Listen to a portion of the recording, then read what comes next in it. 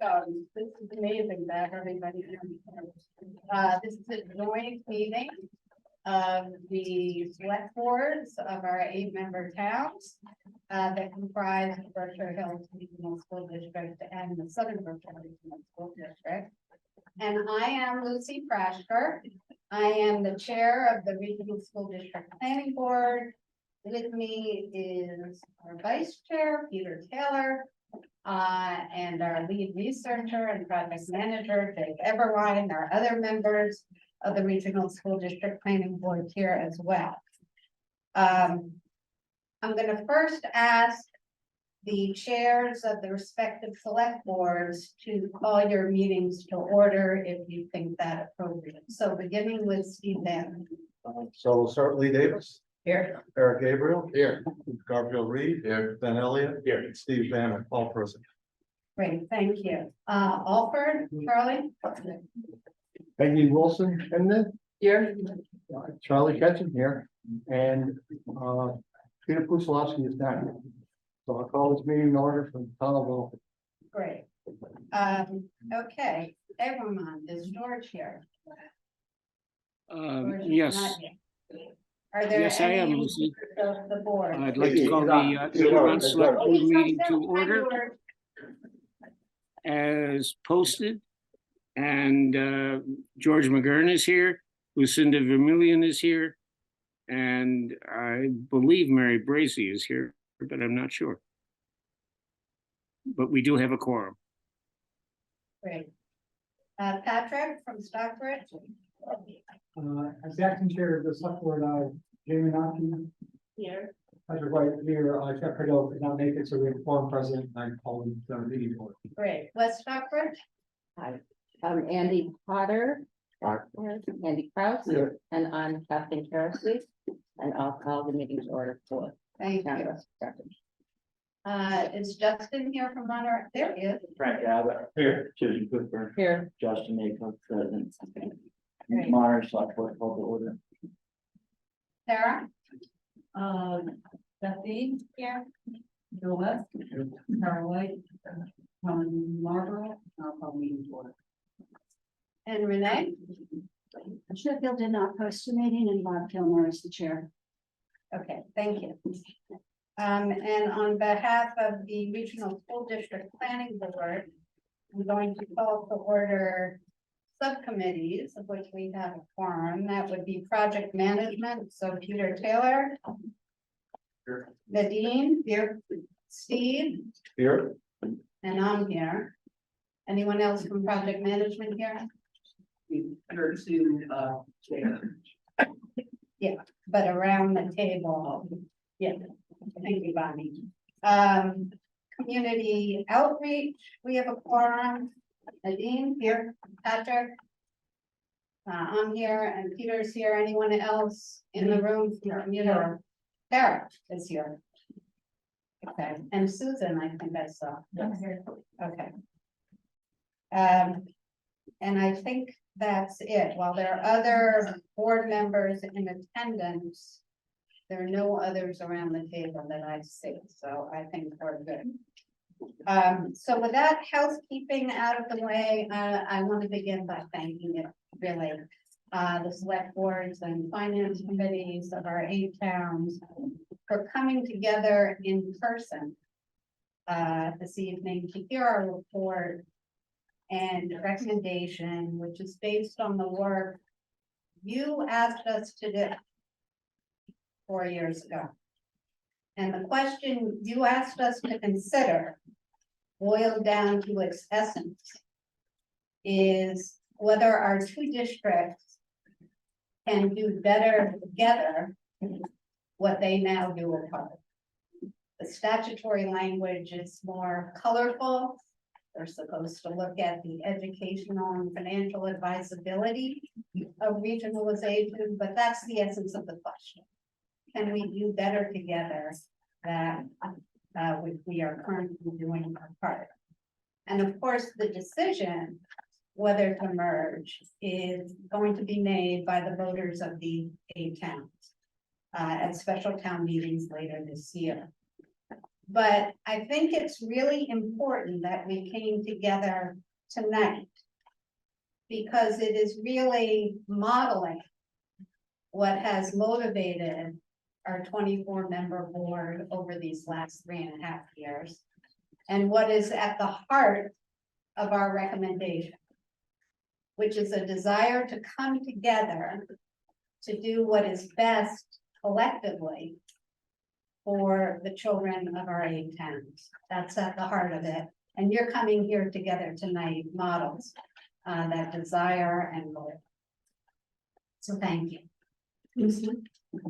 If the people in the foyer would like to sit, there's a number of chairs on this side. I'm sorry to interrupt. No problem.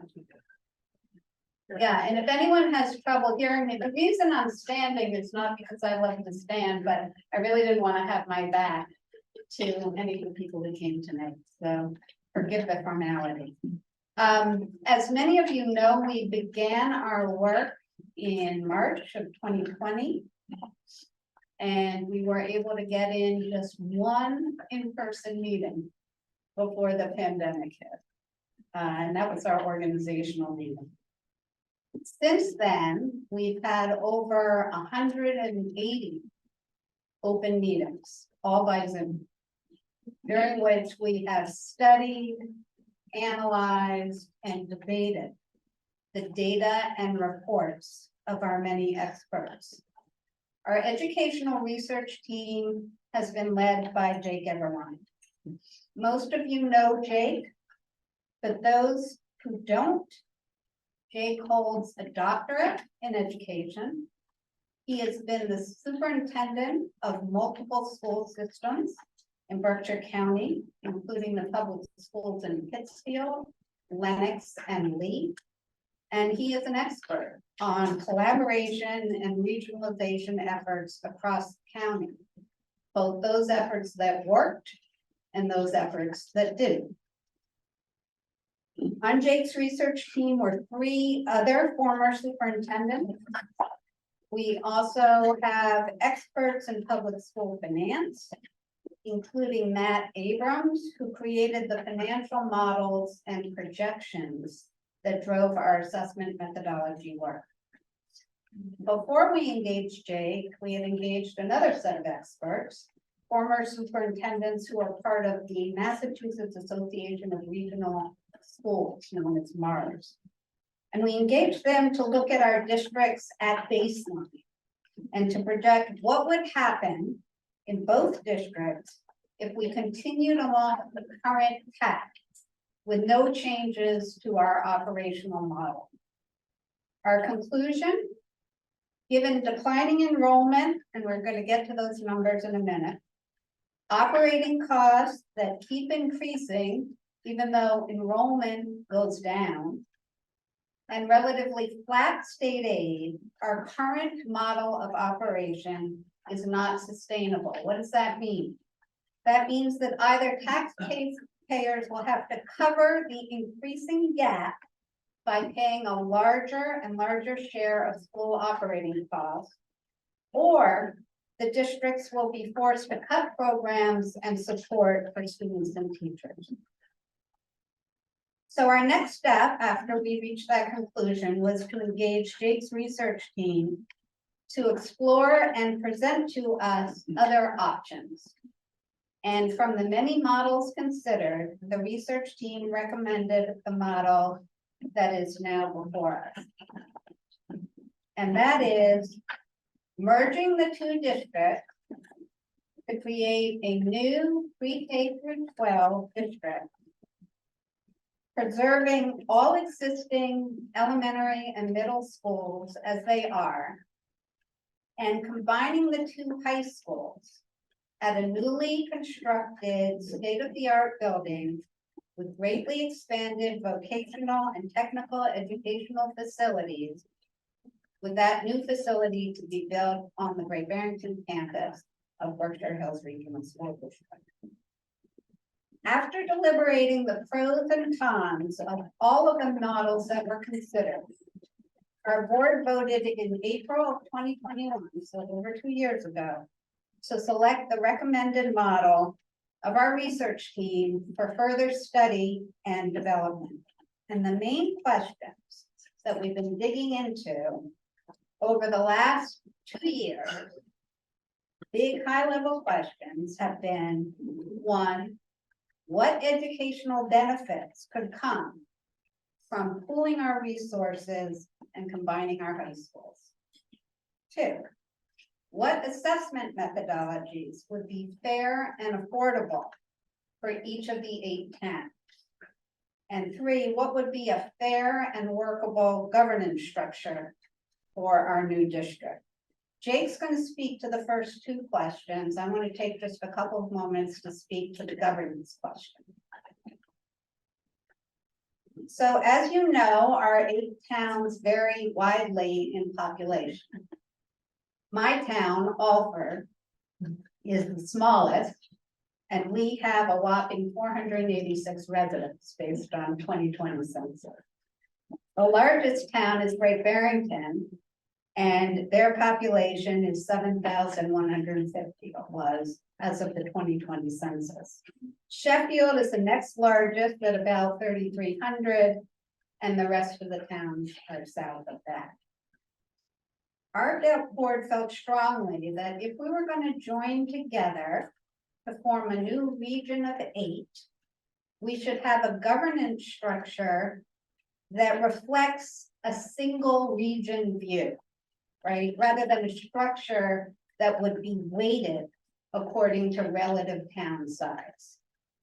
And where we landed was a school committee of 11 with members elected district-wide, which is the way it works now in both districts. We have district-wide elections, but with residency requirements, as we have now in both districts, that break down as follows. So 3 from Great Barrington, 2 from Sheffield, and 1 from each of the other 6 towns. So while there's a recognition of our 2 largest towns, Great Barrington and Sheffield, in that governance structure, our small towns still have a meaningful voice and a meaningful vote.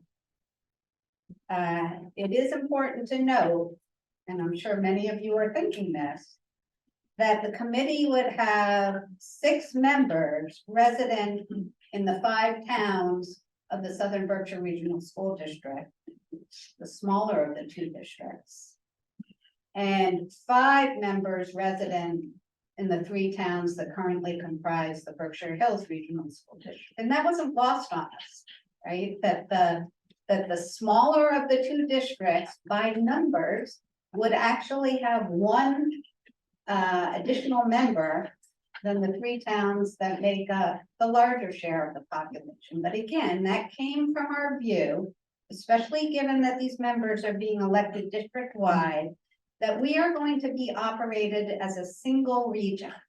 And we're going to start thinking of ourselves as a single region. And this governance structure reflects that view. So where are we now in the process?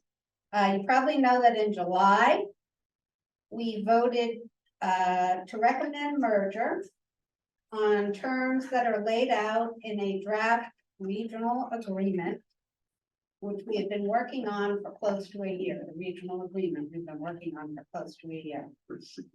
While the agreement's language remains subject to review by Dudley and legal review, we believe that substantively, the regional agreement is now largely complete and it's posted on our website if you want to take a look at that.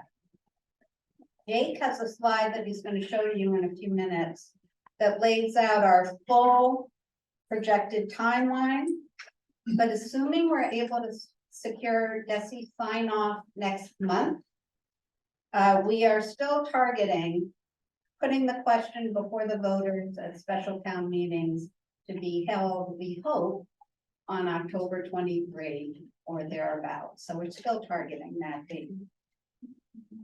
I think we provided all the select board and finance committee members with materials that summarize the reasons for the board's recommendation. And we've also provided an explanation of the assessment methodologies we have developed for both operating costs and capital costs. And a sheet that shows projected fiscal impact for each of the 8 towns on an individual basis. Before opening the floor for questions and discussion from our board, Jake and I would like to walk you through those materials. And for those on Zoom who would like to follow along, the sheets, the materials are available on the landing page of the website. And you'll see tabs you can click on that website that relate to each of the topics we're going to walk through. So the first document is the fast facts document.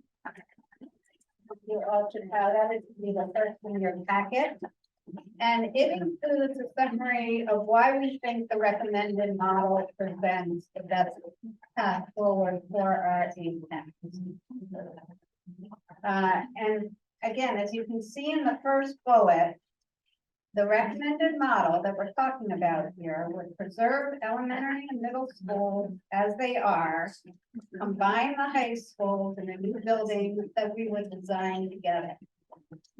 The new building would include facilities for 6 CBTE, also sometimes referred to as Chapter 74 programs, which would be triple the current number in South County. And our work showed that our students are sorely underserved in CBTE offerings when you compare what we have to what's offered in other parts of the county, or for that matter, across the Commonwealth. One question we've been asked a lot in terms of this model is whether following the merger, a family could opt to continue to send their children to the school they're currently sending them to, even if that school is not the school that is in closest proximity to where the family lives. And the answer to that is yes. We've got a provision in the regional agreement that ensures that no family will be forced to move their kids out of the elementary or second or middle school that they currently attend.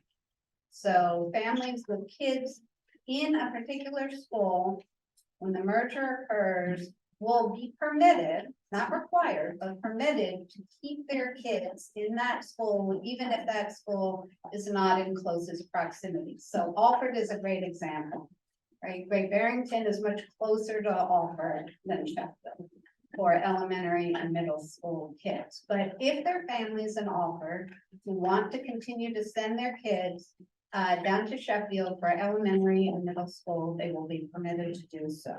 And there will also be additional, what we call intra-district choice, so choice within the district, permitted to the extent seats are available. So quite a bit of flexibility there. The second through fifth bullet in that past fact sheet, Jake is going to cover in more detail. It relates to the fiscal impact and educational benefits, but just in summary, by pooling resources and realizing economies of scale and efficiencies, our projections show that we can save significant money. Savings that could be used to tamp down assessment increases or to invest in educational enhancements. That will be up to the new district school committee. By combining schools, we could provide students and teachers with more opportunities and more support. And a combined district, while still relatively small, we're talking about a district that is fewer than 2,000 students. That's considered a very small district. But by combining, we would offer a more diverse population of students, teachers, and staff, a bigger tent in effect, under which all could feel they belong. Let's look next at enrollment, which should be the next page in your packet. Because compliance and enrollment is foundational to our entire study, the reason this study was done. And you've seen these numbers before. enrollment declines have been dramatic. And based on demographic data, the declines are projected to continue. Just since the year 2000, there has been a 37% decrease in enrollment.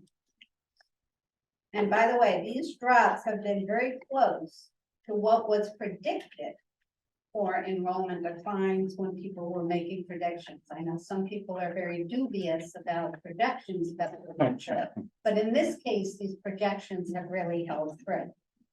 We are losing, and some could argue we have already lost, the critical mass necessary to offer the broad array of programming and support necessary to meet the needs of all of our students. By combining, we'd be better able to protect what we currently have, rather than face the prospect of having to reduce or eliminate existing programs because of too few students or too little money. We can optimize class size. We can offer more comprehensive programs, academic programs, services, supports, and enrichment activities. We can expand extracurricular sports clubs and activities. And we can save money through economies of scale. A few words about transportation, which should be the next sheet in your packet. When we first began this work, I thought transportation might be our biggest challenge. I was wrong. According to a couple of different studies, including one that used state-of-the-art routing software, transportation, it turns out, should not be a major concern. Because we are keeping elementary and middle school students where they are, the time spent on the bus by those young kids would either stay the same, or if a family did opt for school in closer proximity than the school their kids are currently going to, it would actually decrease for those young kids, which is a good thing. While some high school students in Sheffield and Marlborough would definitely have longer bus rides, no question about that. Their high school's in Sheffield now, their high school would be in Great Barrington, or we'd emerge. We learned that with a relatively modest investment in some additional vans, maximum time on bus for all students could be reduced from 1 hour, which is what it is currently, to 45 minutes. And most students would have rides shorter than 30 minutes. An added benefit is that elementary school students from the Southern Berkshire towns would no longer have to ride buses with high school students, which they do now. So that's a really good thing. So bottom line here is that transportation should not be a major challenge were we to combine. Excuse me, when will you be doing questions? Following the? Yeah, following our presentation. Thank Yes.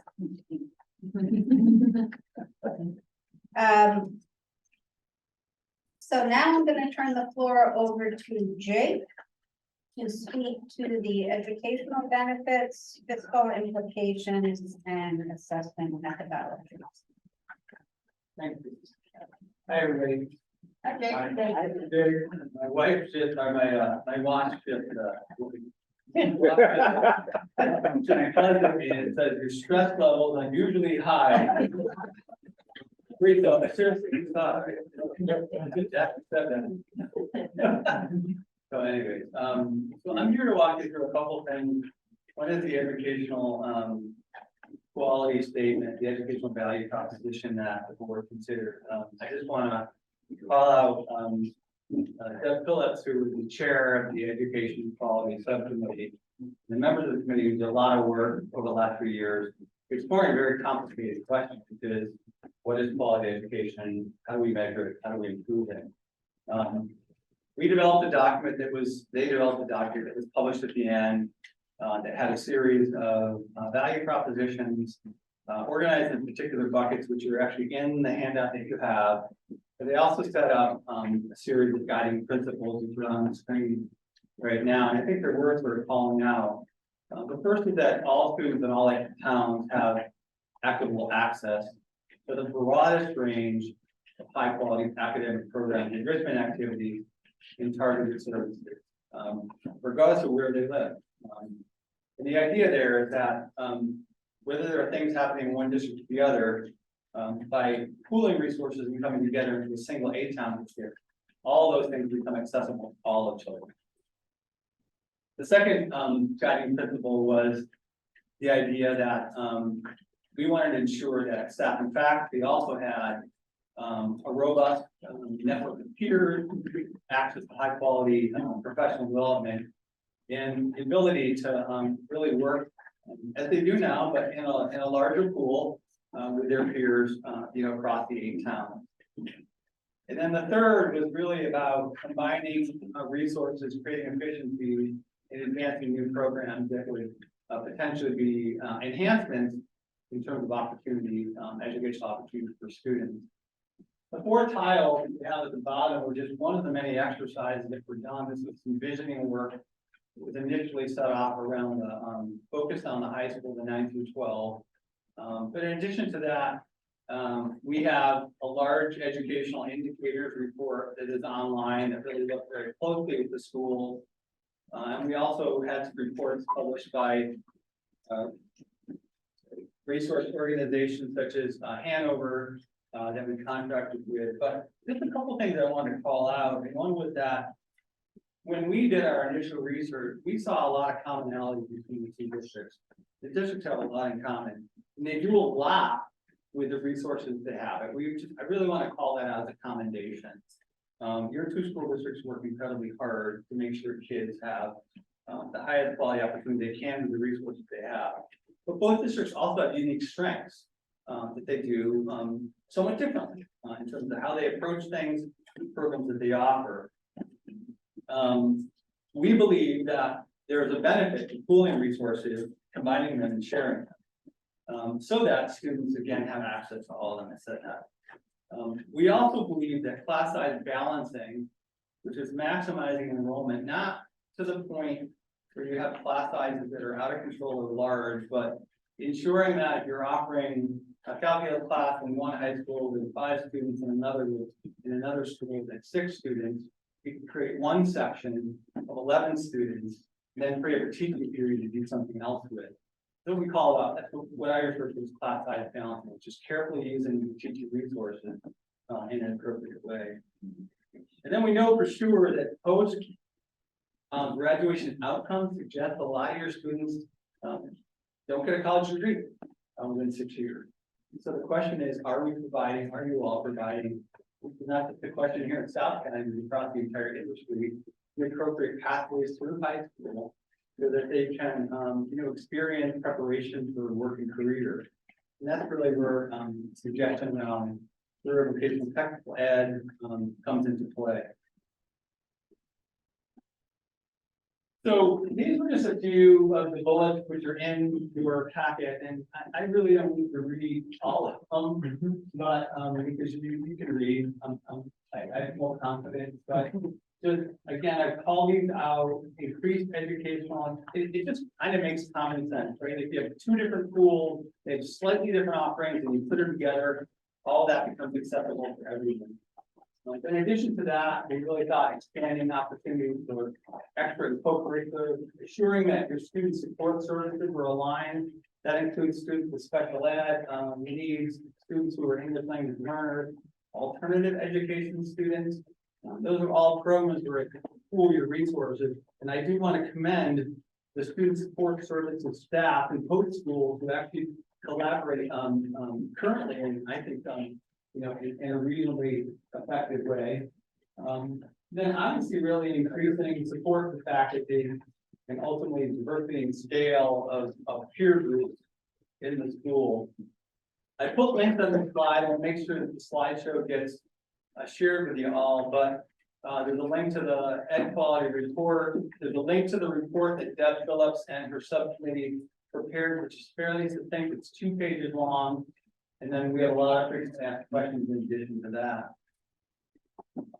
I did create just one additional slide on ed quality because this is something that we've heard in the couple of years that we've been involved in the project that people seem pretty interested in, that is, where are there opportunities to increase chapter 74, which is vocational technical education, as defined in Massachusetts as part of the project. We're recommending that in the newly constructed high school, there will be 6 new chapter 74 programs. This is part of Berkshire Hills' current plan with a smaller high school. We believe scale will allow more programs to be created. We have an advisory team work for about 9 months on some very initial sketch outs. These are some of the programs that rose to the surface. These are the things that you're hearing in your community based on workforce needs, based on employment, based on wages, are those that appear to be needed in the southern part of Berkshire County, more generally in the region. So things like automotive tech and horticulture, which are currently programs with Berkshire Hills, in addition to that, public education care. A lot of the trades programs came up. We're hearing really across the board that trades are an area of high demand. And so, you know, how many trades programs can you support? Well, that'll have to be decided. You can't have them all, right? You can probably cherry pick a few that are going to be some high impact programs for you all. Culinary arts is something that we know that they have a program right now at Mount Everett. And we really, when we're thinking about designing this, we want to make sure that we're integrating the key features and the positive features in both of the high schools into this combined new high school. So we're pulling from the cultures and the existing programs that are happening in both of the high schools currently. So in addition to that, we know there's great work happening in innovative pathways. There's an early college model at Mount Everett that is a point of emphasis and pride right now for the district. And then lots of ways in which you can organize electives to get to career-ready experiences for students. So after you lead with education, and it's interesting, when I first came to the table in 2015 to the Berkshire County Education Task Force, which was every district in Berkshire County saying, how are we going to manage money? It really was about money. It was interesting how that money conversation quickly shifted to, but money really impacts educational experience. And so I really take great pride in the fact that this committee really did lead with education and does believe there's an educational value proposition to be made. That being said, finance follows closely after. This particular slide shows you an aggregated version of all 8 town assessments, all smushed together over a bunch of fiscal years, FY26 to FY30. The gray bar is what you'll be paying if you don't merge. The blue bar is what you'll be paying if you merge. The blue bar is smaller than the gray bar. You have savings in the merger scenarios versus the non-merger scenario. You know, as Lucy pointed out, we have that unpacked by sub-region, and we have unpacked by every single town. And in your briefs on the website, you can click on your town and actually get a breakdown of what that will look like for your particular town. Right? And we had a couple of core principles, and with Nadine standing up, it's a reminder for me to call Nadine out, who is the chair of the finance subcommittee, who does a fantastic job leading this group. I think your group, not more than any subcommittee that we had, did an enormous amount of work in coming up with the methodology. There's just a few things that Lucy's already called out. The idea that there's potential savings as you collapse positions. There's efficiencies and coordination of services. There's the ability to engage in meaningful, coordinated things like grant making. And we wanted to make sure that the committee wanted to make sure that as we were working through this, that there were no stark losers and there were no stark winners. There are situations in all these financial models where you're going to see some towns go up, some towns stay about right, sometimes dip down in the operating, and then there's a little bit of a reversal on the capital. But really, the bottom line is that we wanted to make sure that it was an equitable balance of fiscal liability going out to the town. The second part was that we smoothed the financial path forward. And we thought really long and hard about trying to come up with a system where there wouldn't be a large spike in a particular town in a given year. And so this idea of smoothing over time and year to year was very important to the subcommittee. And then obviously, the questions around the capital methodology, specifically to the high school, were discussed at length. So I'm gonna walk through and, I'll apologize because this is very high level and we have about an hour presentation on all this on the website. And that's about how long it took for us to go through it. I'm not gonna spend an hour with you today. I'm gonna give you some high level stuff. So when we think about finance, two buckets, capital expenses, operating expenses, right? So those are our two buckets. Within capital, the subcommittee had to think about three capital sub buckets. One was, what do we do? How are we gonna pay for the new high school, right? Which is part of this plan. Two is, how do we deal with existing debt, which was legacy debt that's still on the books when this merger occurs? And the third is, how do we deal with future debt down the road after the district is formed? Each of those is a particular category that the finance subcommittee had to deal with. Okay. So on the operating expenses, we pooled operating expenses with transportation and non-capital debt, even though they're really reported out separately, they all became aggregated together. So I'm gonna walk you through just a couple of these, give you a kind of whet your appetite tonight, and then we'll answer questions as they come up. So we're starting with the capital methodology, because I know a lot of folks want to get a sense of how this type will get paid for. So this model, this assumption that we put out, and it actually is an illustration in the draft regional agreement, assumes $100 million 8-town high school.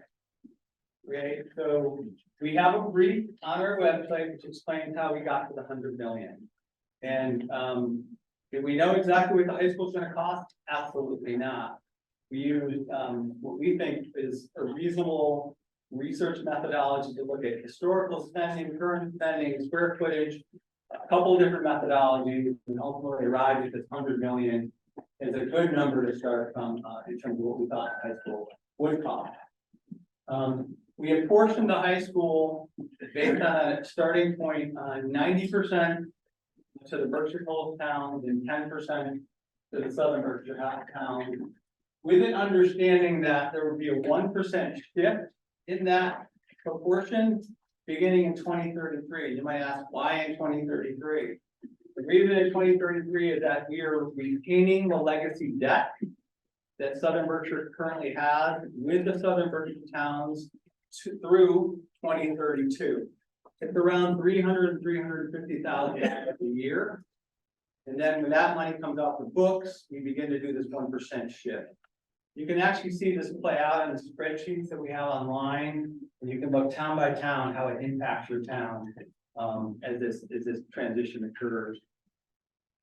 So after the total amount of portion, I'm going to show you a graphic in just a minute. We then apply state aid. So the state aid we're estimating right now on base aid is around 54%. And then if you form a new region, the MSBA incentivizes that up to 6%. So we are factoring in the 6% incentive that would then be credited to the Southern Berkshire towns. Base aid. Yeah.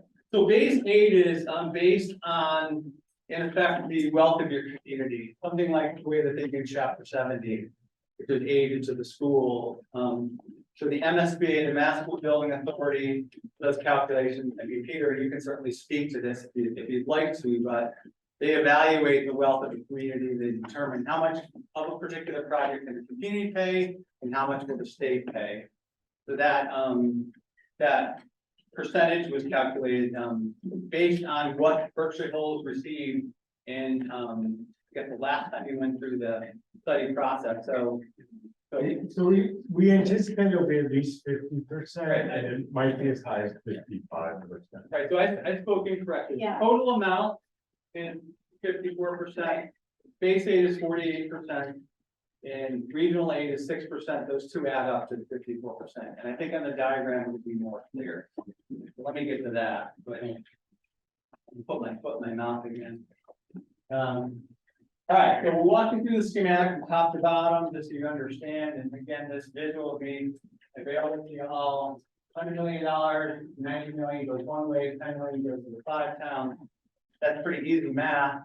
But then we apply in the traffic aid, and this diagram is now correct, right? So the 48.52%, which I believe is the precise figure that Berkshire Hills got for did not come through. And then 6% is the regional incentive aid. 48% is taken off of the 90 million, 6 million is taken off of 10 million. And what's left for the taxpayers is about 41.5 million on the Berkshire Hills side and 4 million on the Southern Berkshire side. The MSBA is important to know in this model contributes of the 100 million, $54.5 million towards the project. All right? And Jake, the only thing, there's the possibility those percentages go up slightly, and we won't know till the MSBA talks with us again in October about it. Yeah. One of the things that we built into the regional agreement is the possibility that other incentives would be added on. So if you use one of the project manager at risk, you might get a percent. If you hit a certain green standard, you get another percent. All that would come off the top, at the very top. You just lower the cost before we start to prorate it out. But they might also go down, true, Excuse me? but they might also go down. No, Those are additional incentives. Yeah. So I think maybe what your question is, could base rate go down? Yes, I think actually Peter is estimating it's gonna potentially go up. but I'm talking about reality. Our tax, they go down as well. no, I don't think it can go down. We're waiting to hear what other things could happen, but the thing that reality that could change is that the total cost of the project could go up, but their contribution, I think, is stable or gonna come up. All right, so just chugging down. After we take that money off, we then apply 3% over 25 years. People will tell me, oh, that's too low and the term is the wrong number. Matt Abraham modeled it based on a particular thing. This is what he modeled on. We can certainly model on other stuff too. That results in annual debt service to Berkshire Hills of $2.45 million, because Southern Berkshire towns of $236,000. All right, then that gets put out to the town based on EQB within those subgroups. We then have that 1% shift we mentioned, which occurs over time, 2033 through 2038. That decreases the Berkshire Hills contribution, 2.3 million, increases the Southern Berkshire to 397,000. Then again, all that is apportioned out to the towns on an annual basis with equalized property value. So that is the capital model. A point of clarification, please. Yep. When the study was done as far as the finances is concerned, for the 3.25% over 25 years. Yep.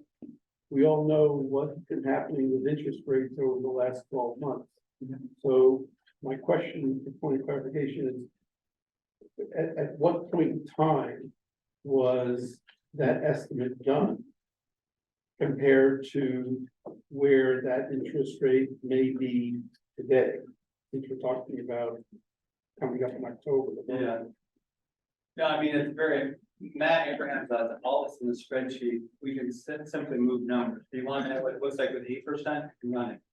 Well, what I'd like to know is, what is the estimate for the financing percentage? Like, when this project comes into fruition. Yep. Because I mean, it's out there as far as what interest rates are for municipal debt. Yep. Short term, medium term, and long term. So one of the things I think that I'll be talking about in a couple of minutes is the timeline on all this. And there is a secondary process we're going to be talking about, which is the debt vote on the high school as a contingency in all this work. Okay, so I think I'll answer your question then, except I can't tell you what the percentage will be. Right. It'll be determined down the road. right. Right. Steve, do you have one other questions? One question. Sure. Yeah.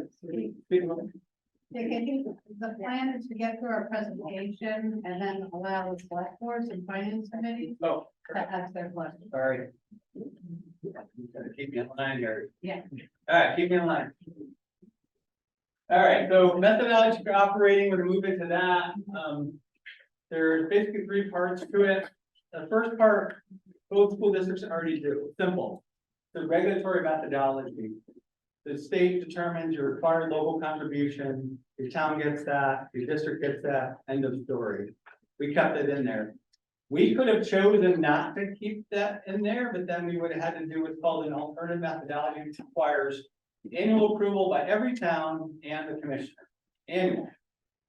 So forever, every year, we go through that. So we wanted to stay within the statutory methodology for sure. It has been kind of challenging, the way we did it, very creative, but we think is a solution. The second part is, you all know you pay more beyond what's required, right? Everyone understands that. Each of your communities pays more than what is required in Part A in the statute. So we're focused on how do we distribute the money over required. And the state doesn't have any rules on that. You can do what you want to distribute that money. So we decided that we would assess it based on required local contribution, assessed on a 5-year basis, which in effect is what Southern Berkshire does. And then you create an applicable percentage by each community, and how much of that, or the total, and then that gets distributed out. So it's Part A, Part B. Part A is non-negotiable. Part B is really using a 5-year average required local to then distribute the required above, the amount above required. And then we put this interesting thing in, what we call a safety valve, a cap. And the cap was, we were trying to solve a little bit of a structural issue in bringing two different districts together, which is hard. Different spending patterns, different assessment methodologies. When we put it together, it can create a real abrupt change in year one. So we needed to really think about a smoothing mechanism. We had a couple early on, and this is the one we settled on, because we thought it also had a long-term positive impact for the 8 towns, and that is that no district's assessment will go up higher than whatever the overall average increase was in assessment plus 2%. So we're gonna have that cap is the increase in what last year's assessment is versus this year's assessment in the aggregate. That's some percentage. And then we add 2% to that, and no town can go over that. All right. So illustrated, this is what FY26 would have looked like had you just put the district together without the cap. These are percent increases and decreases. You would have seen a really big spike in your Southern Berkshire towns, for the most part. You would have seen decreases in the Berkshire Hills towns. All right. So then what happens is where that green line is, we create a 3.2% cap, and let me just tell you how we derived that. There was a 1.2% increase in total assessments from FY25 to FY26. And you might say that's pretty low, right? That's a low assessment for 1 year. The reason it's low is because we applied the savings in. We took that 1.5 million, we stuck it in there to drive everything down, right? Just so people know how that was. So 1.2 is fairly low, but for illustration, 1.2 is a change in assessment, 2% is a cap, as the safety valve. Those two add together to create a cap.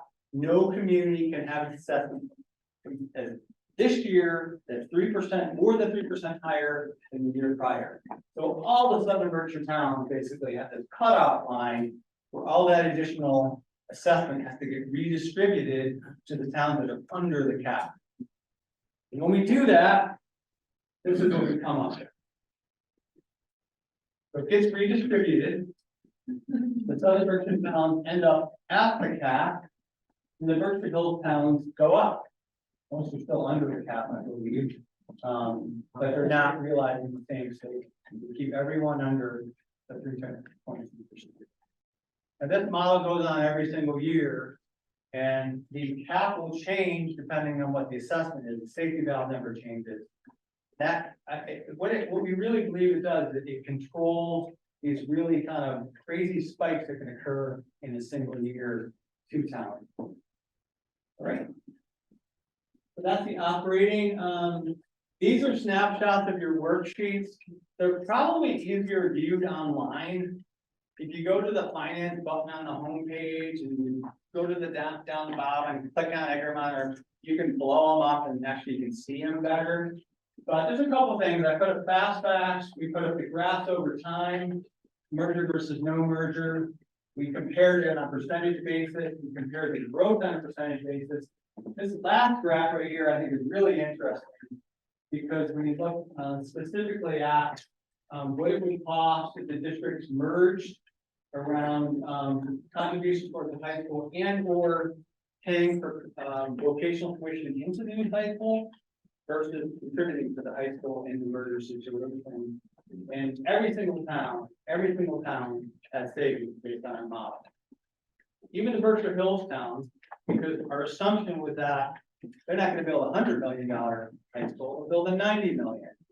Guess what they don't get? They don't get 6% regional aid, which actually ends up costing them more than it would be the price tag on a $100 million high school.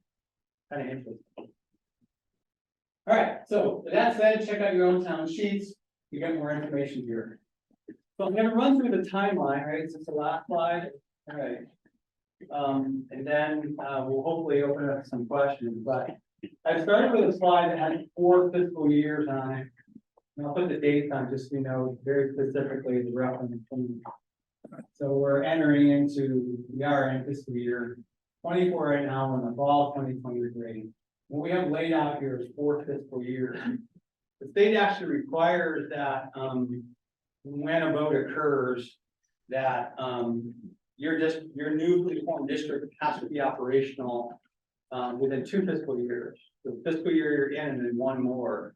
We will be petitioning the state to get an additional year because of this contingency that's in the model that we're going to talk about right now.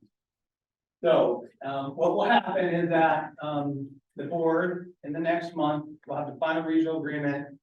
They'll vote on it. They'll have a report. They'll send it to your select boards, and then within 30 days, you all will put it on a special town meeting, and the voters will vote. If they vote yes, then it goes to the commissioner, and the commissioner will sign off. Now, why will we know he's going to sign off? Because we've been working with Jesse every single week for the last however long. Nice. And so they vet all the language before it goes to him, and then he signs off after the vote is approved. Okay, so that starts the clock. And what we refer to as a transition period. And that transition period is a period in which your new district is not operational, it's planning to become operational, right? And so one of the first things that has to happen is you have to appoint the school committee. And that appointment will come out of the select boards in the 8 towns with the same proportions that you saw in the permanent school committee composition. All right, here we go. But then in November of 2024, you're going to have your every other year elections, right? And you're actually going to elect your school committee in the November elections of 2024, and then they will take over from that point forward. Your new district becomes operational on July 1, 2026, assuming we get our request from the state for special legislation to move the transition year back a bit. And then just so we're crystal clear, while your district is in your new district is in transition, it's very important that people know that Berkshire Hills and Southern Berkshire continue to operate. Right? So they operate and are in operation until the day that the new district becomes operational and they cease to exist. They dissolve at that point, right? A couple of other things on here, new district transition point. The reason I put 2 colors here is just to show the transition between the appointed school committee, and then this is where your elected committee takes over. And then obviously your new district in operation behind them, beyond that. So there's one more little hiccup in all this, just to make it a little bit more complicated for now. One is that the Mass School Building Authority, as you know, has invited Berkshire Hills in. They invited them into eligibility, and they recently invited them into feasibility. And interestingly enough, they invited them in to study a 2-track project a 3-town high school and an 8-town high school. We had to manage this as a situation we had to deal with, knowing that we needed to figure out whether the voters want to do this thing, right? So that's why we're heading towards a vote in October. But the reality is, if the high school weren't approved, then at the end of all the research that occurs in the MSBA feasibility, this is when you're gonna do your ed plan, you're gonna do your design, and then you're ultimately gonna create the cost of your high school, calculating out what's it gonna cost us, where do we stand with interest rates, how long the term gonna be. So at that point, everyone will know a lot of information about this new high school, and hopefully have to go to the voters for a vote. And that bond vote, we anticipate will be, you'll see some things right here that Peter helped me put in. They're choosing their project managers right now, architects and designers, a little bit later in the year. But the vote will occur no earlier than July of 2024, but according to our agreement, has to happen by July of 2025. So one of two things. If the voters reject the high school bond, the regional agreement that was approved back here is nullified. The new district is not formed. Okay, so it's a check later down the road on this high school to assure that folks are still in the game here and everyone's on board with what this high school is gonna cost, how we're gonna contribute to it, et cetera, et cetera. The other piece too is we had to put a little bit of a timeline in.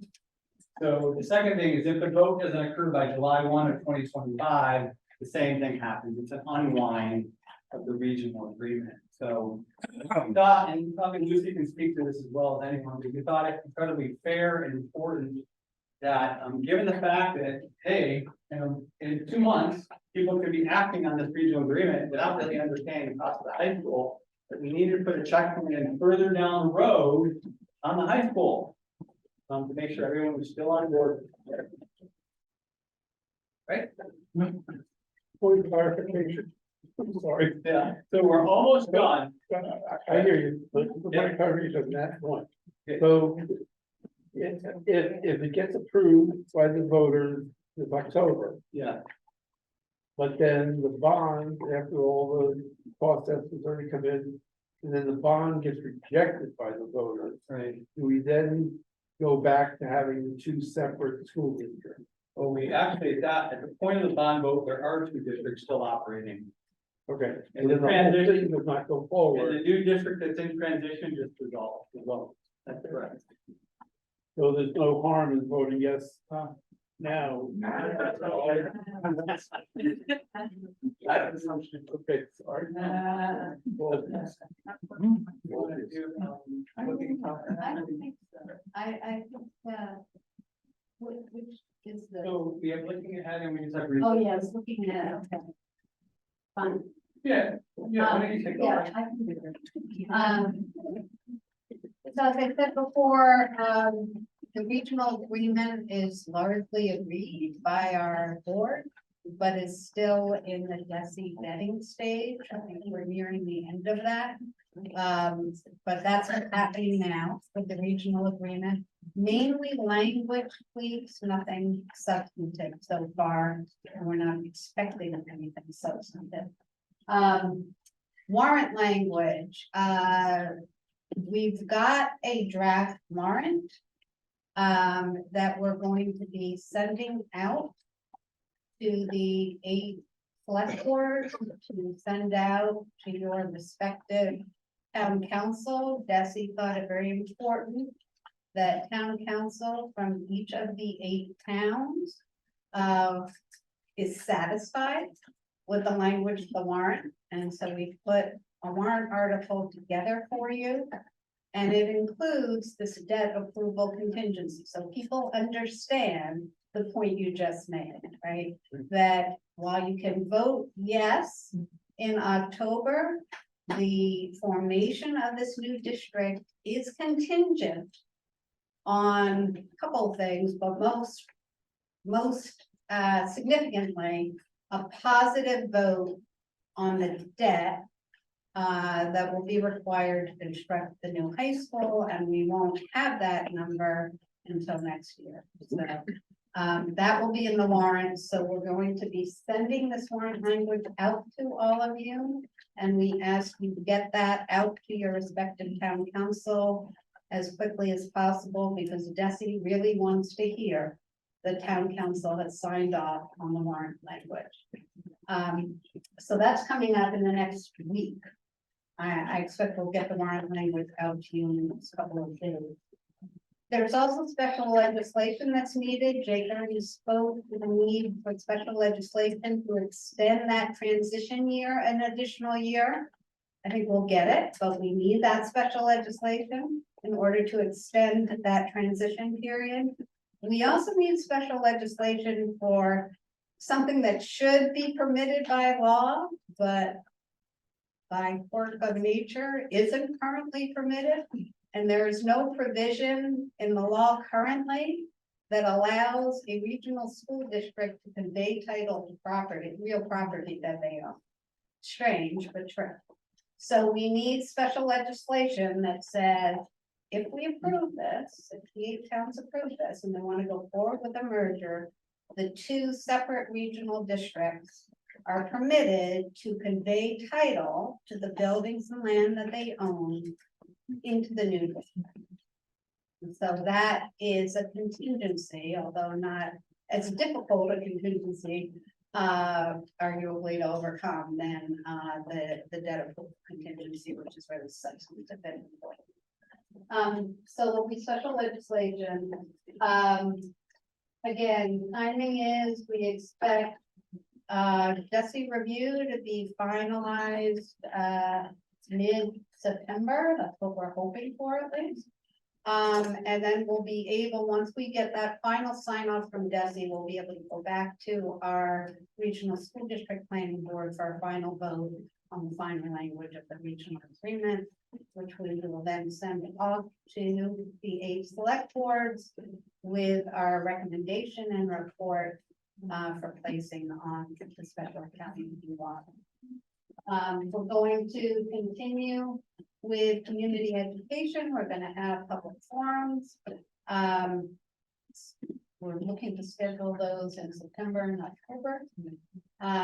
But we wanted to start with you. We wanted to start with the select boards.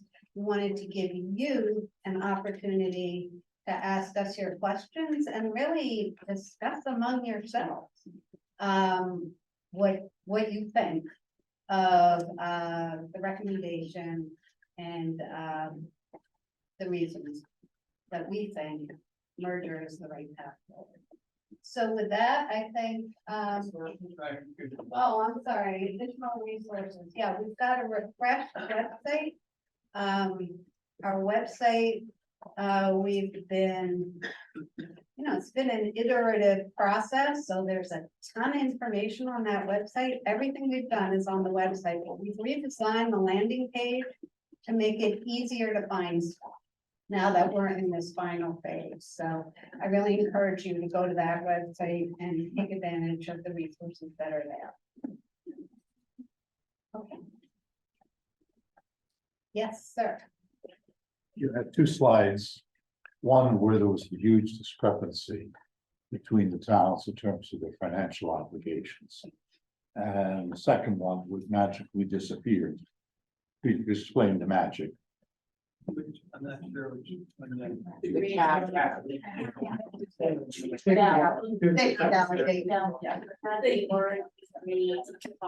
What? He's talking about what it looks like without the safety net and what it looks like when you apply the safety. This one here? Yeah, how did you magically make that disappear? Disappear in what way? I mean, Well, if you go to the next slide and It's redistributed. The one before that. Go back. There's both slides are up there. That's why I had thought over there. Just stand there when you're on.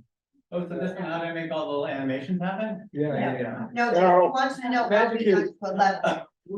We set the cap at 2%. So if the assessment was supposed to go up, 1% total for everybody on, for the entire district, no one town's go up more than 2%. So if you look at that slide, that year Stockbridge should have saved 3.4%, but in actuality it goes up 2.4%. And the reason for that is that it's in effect smoothing out what the other towns would have to pay or would have to save. So no one ever saves a ton year to year, and no one ever gets charged a ton year to year. Yeah. In terms of, Yeah, but what you're doing is you're stealing from Peter to pay Paul. They're redistributing. Yeah. Who's paying, they're redistributing who's paying so that some towns don't experience an 18. You're stealing from Peter to pay Paul. but that's not. Well, I think was that Peter. You know, it's not stealing. The fact is that teachers make different amounts right now. There's a lot of things when you merge this together that they do have to figure out a fair way But to if bring I, all the costs together. but if I take it correctly, I can't read, but Marlborough pays a lot right now. And that's the, somebody subsidizing them, that's gonna be picked up by somebody else. Is that, am I reading that correctly? Yes. So if Peter's stealing, I think it's more greater good. that's correct, but I'm thinking about voters in our town. They'll say, we're gonna have to pay for somebody else. Well, Alford has that's, done that for a long time. I'm thinking about the voters in our town, how they receive this. Which town? Which town? Doesn't matter. Yeah, you just said our town, which town? By Stockbridge.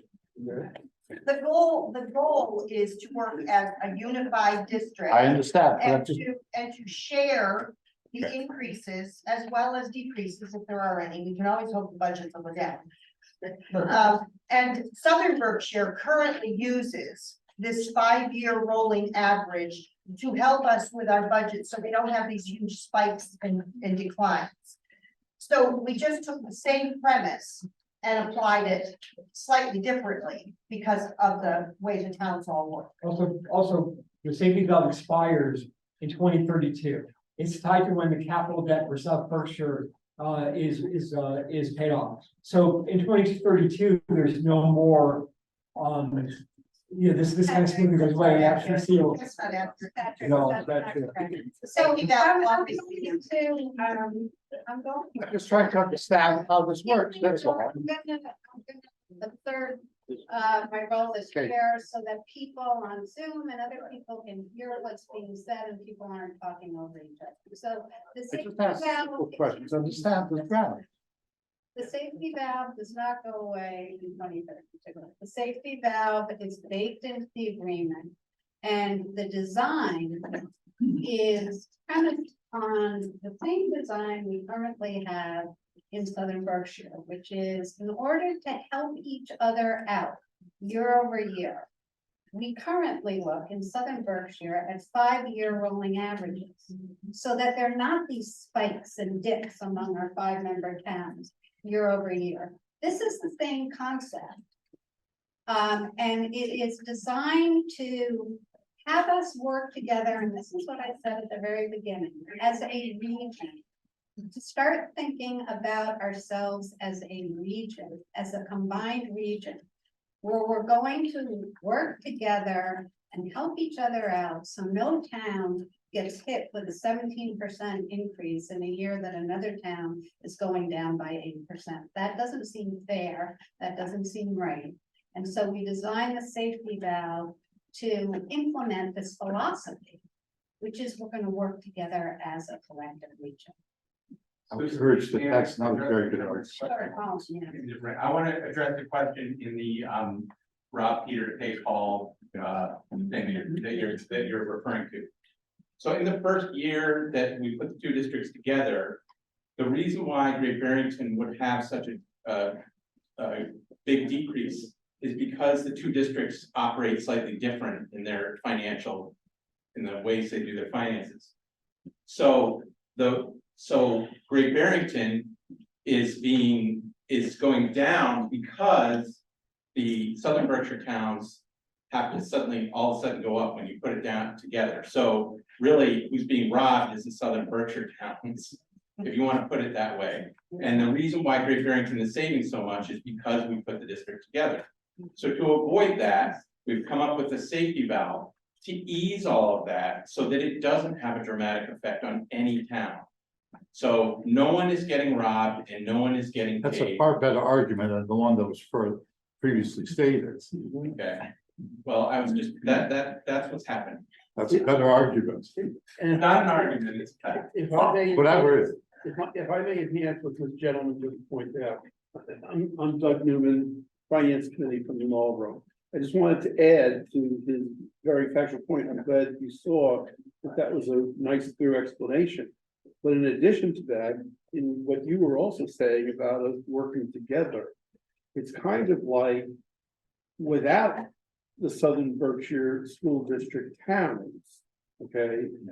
And Berkshire Regional wants to build a new high school, okay? You're gonna get more money for the high school under the state programs, right? Wasn't that what I heard earlier? Was that there are monies there that are advantageous that we will receive. I think it was something like $10 million or so that will go towards building the new high school because the state is incentivizing regional school districts to merge. So really, Peter and Paul are eating together off the same plate because we're helping each other out. And what the benefit is for the southern regional kids is that they're going to have a state-of-the-art high school to be able to attend. And if we didn't do it, they could opt in anyway. And Berkshire Hills would be footing the bill for the whole new high school. I'm just trying to get an argument that I can explain myself. I would. Did what I'm I just would- saying make kind of sense? Propose it is like this. Southern Berkshire's operating expenses are $4,000 to $5,000 less per pupil than Berkshire Hills. So the operating expenses will go up for Southern Berkshire to meet Berkshire Hills eventually. But instead of us taking the hit at 17% right up front, they're just gonna slowly increase our operating expenses till they match Berkshire Hills. Okay, but the overall operating expenses are coming down because of the merger. So there's, you know, there's pluses and minuses to make it all kind of work. Is the way I'm hearing it. You're right. I think we could have done a better job. My name is Beth Jean. I'm a select board member in New Marlborough, and I have 3 young children in the New Marlborough Central School. So just, I don't know if everyone here understands that in the Southern Berkshire District, we actually have 3 school buildings. We have the Under Mountain and Mount Everett campus here in Sheffield, New Marlborough Central, and New Marlborough and South Egremont schools, which are some of the last remaining small rural schools that we have probably in this country.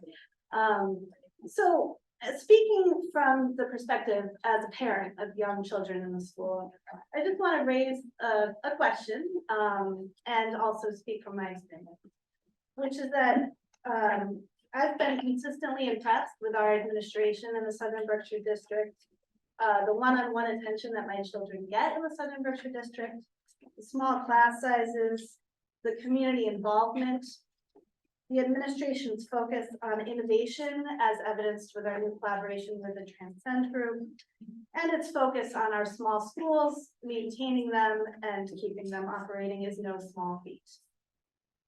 Also, one argument in favor of merging is that our students just might not have as many extracurricular activities available to them since we are a smaller district. I found that not to be the case, even though we are a small outlying school in New Marlborough. My kids are able to ride a bus to the main campus to participate in extracurricular activities. So getting to my question, before I pose it, I just want to say that satisfaction among parents, and I've spoken with many parents in our district over the years. I'm born and raised here, so quite familiar. I actually attended the district myself. Satisfaction is very high. Our confidence in our administration is very high. And most parents in this region really appreciate having the choice of sending their children to either Southern Berkshire or Berkshire Hills District. So one thing that hasn't really been very clear through this process, which I've followed, is what will happen to our small outlying schools. And I've read the regional agreement. I understand that there would be a process that would have to take place before any decision was made to close them. But Jake, I've heard you say that, initially this conversation is about the high schools merging, but eventually it would make sense to align efforts across all of the schools and eventually probably merge the elementary schools as well. So my question is, what would be your vision in terms of a timeline for that to happen? Just so, voters can have that information before they go to the polls in the end of October. Yeah, so your question has two parts, if you remember right. You heard me say something about alignment, then something about elementary merger. I don't think I've actually said anything about elementary merger, but I've said a lot about alignment. So the idea around alignment is the idea that, well, the easiest example for me to speak to is when I was in Pittsburgh, we pretended we had 8 elementary schools. So the idea is you have lots of folks teaching 3rd grade reading and 3rd grade math. And the question is, how aligned do you want those folks teaching across those schools? And there's advantages to aligning your approach around professional training, getting resources and materials that are consistent and high quality, creating peer groups where teachers can exchange their own experiences. There's also, we found in Pittsfield, times in which letting a school go innovative, doing something different can also be a really helpful experiment in thinking differently about how you might test drive a different curriculum. But I've talked a lot about alignment because I think there's some real value in aligning the approaches across the elementary schools. My sense would be, we attempted to do a little of this work as part of the envisioning work. We shifted it 100% to the high school. And part of that was just, I think, people have a lot on their plate right now, but I would expect that if the vote were affirmative, we do this 8-town thing, that the opportunity to bring elementary teachers together, pre-K, K teachers together, elementary teachers, middle school teachers together, to talk about how they are approaching their work, would offer nothing but a lot of benefits.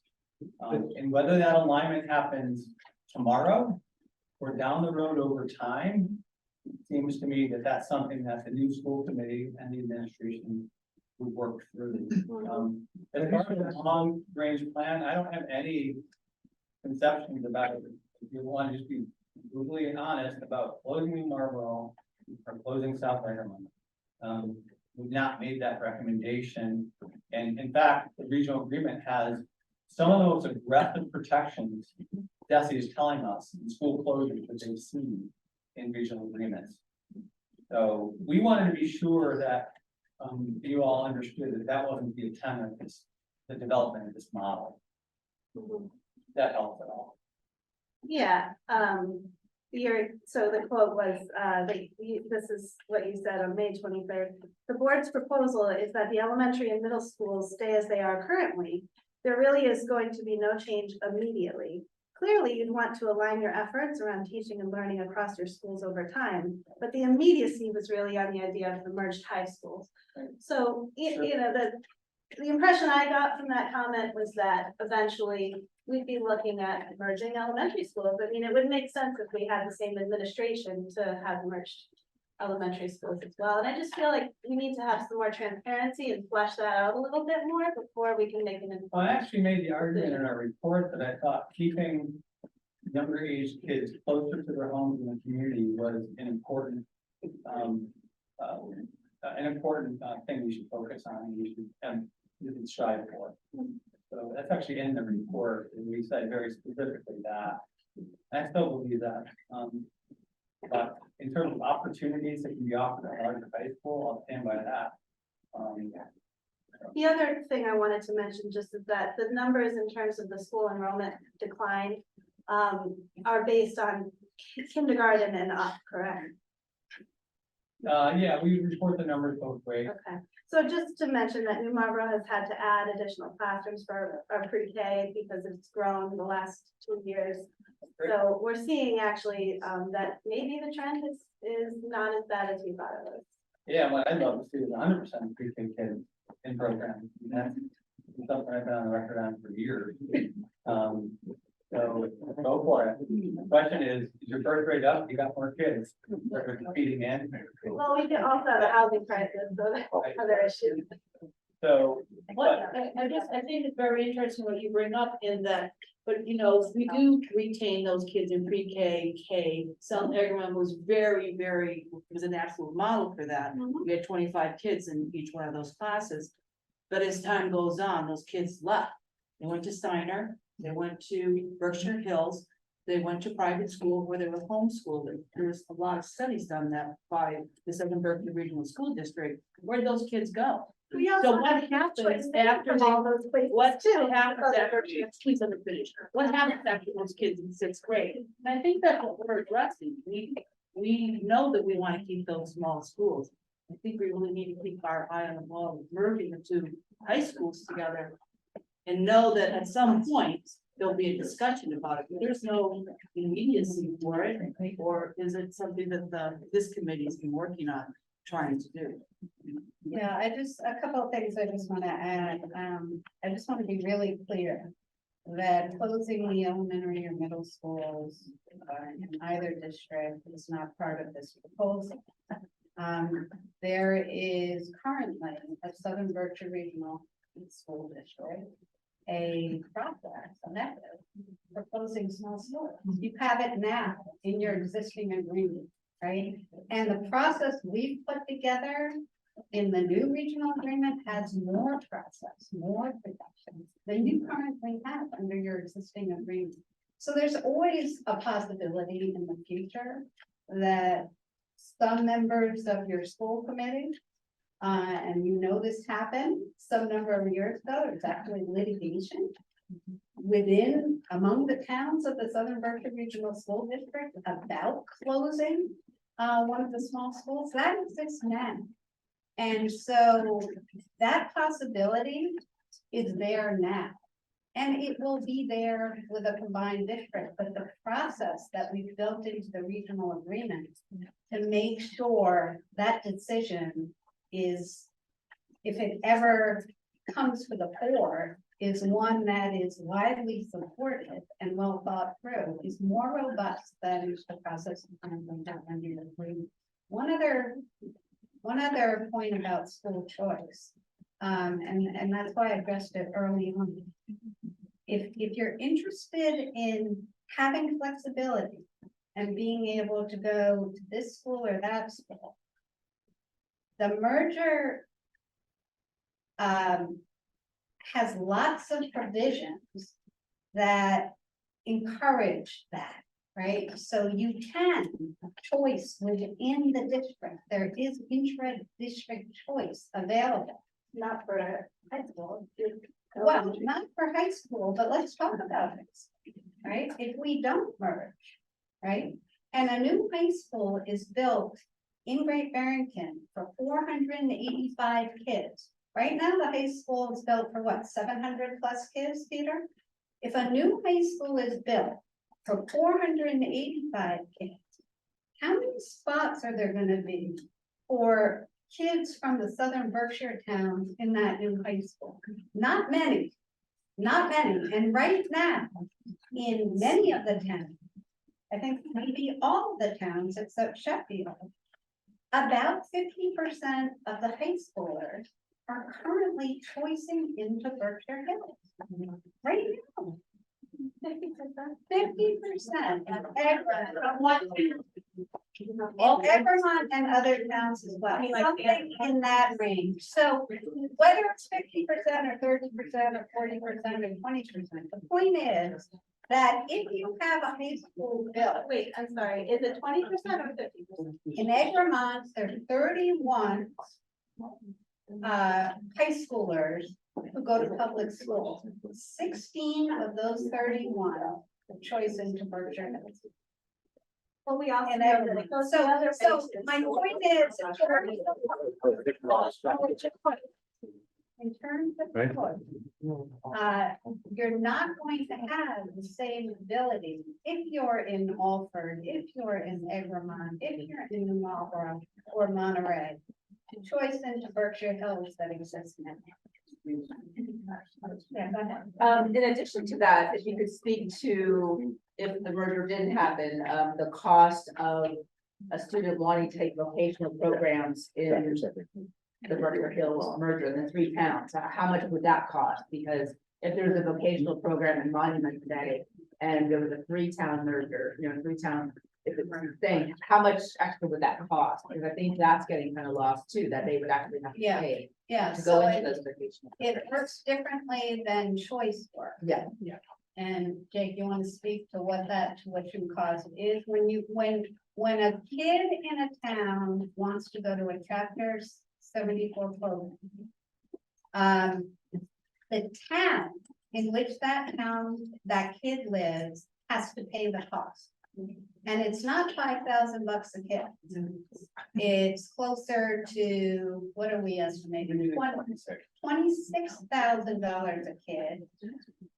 Including transportation, because you're required to provide transportation. And that cost is paid by the individual town, not by the district. So each town gets hit with that tuition cost in the year the kid elects to go into a chapter 74 program. So it's a very significant cost. And under the new routine, there would be no additional cost Correct, because we would be part of the district. of this.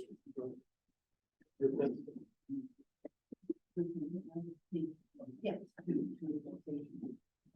Go ahead.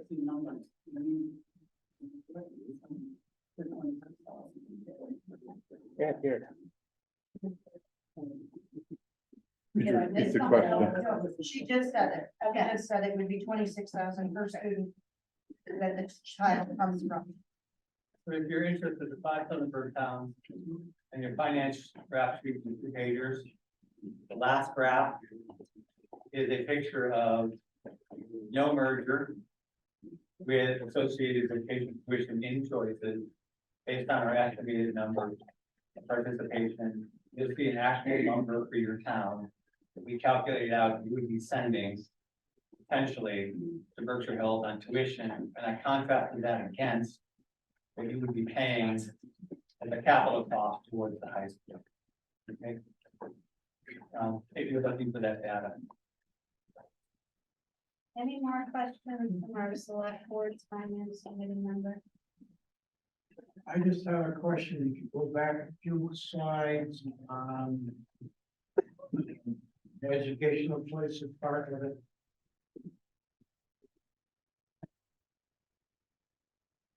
This one, You know, back one.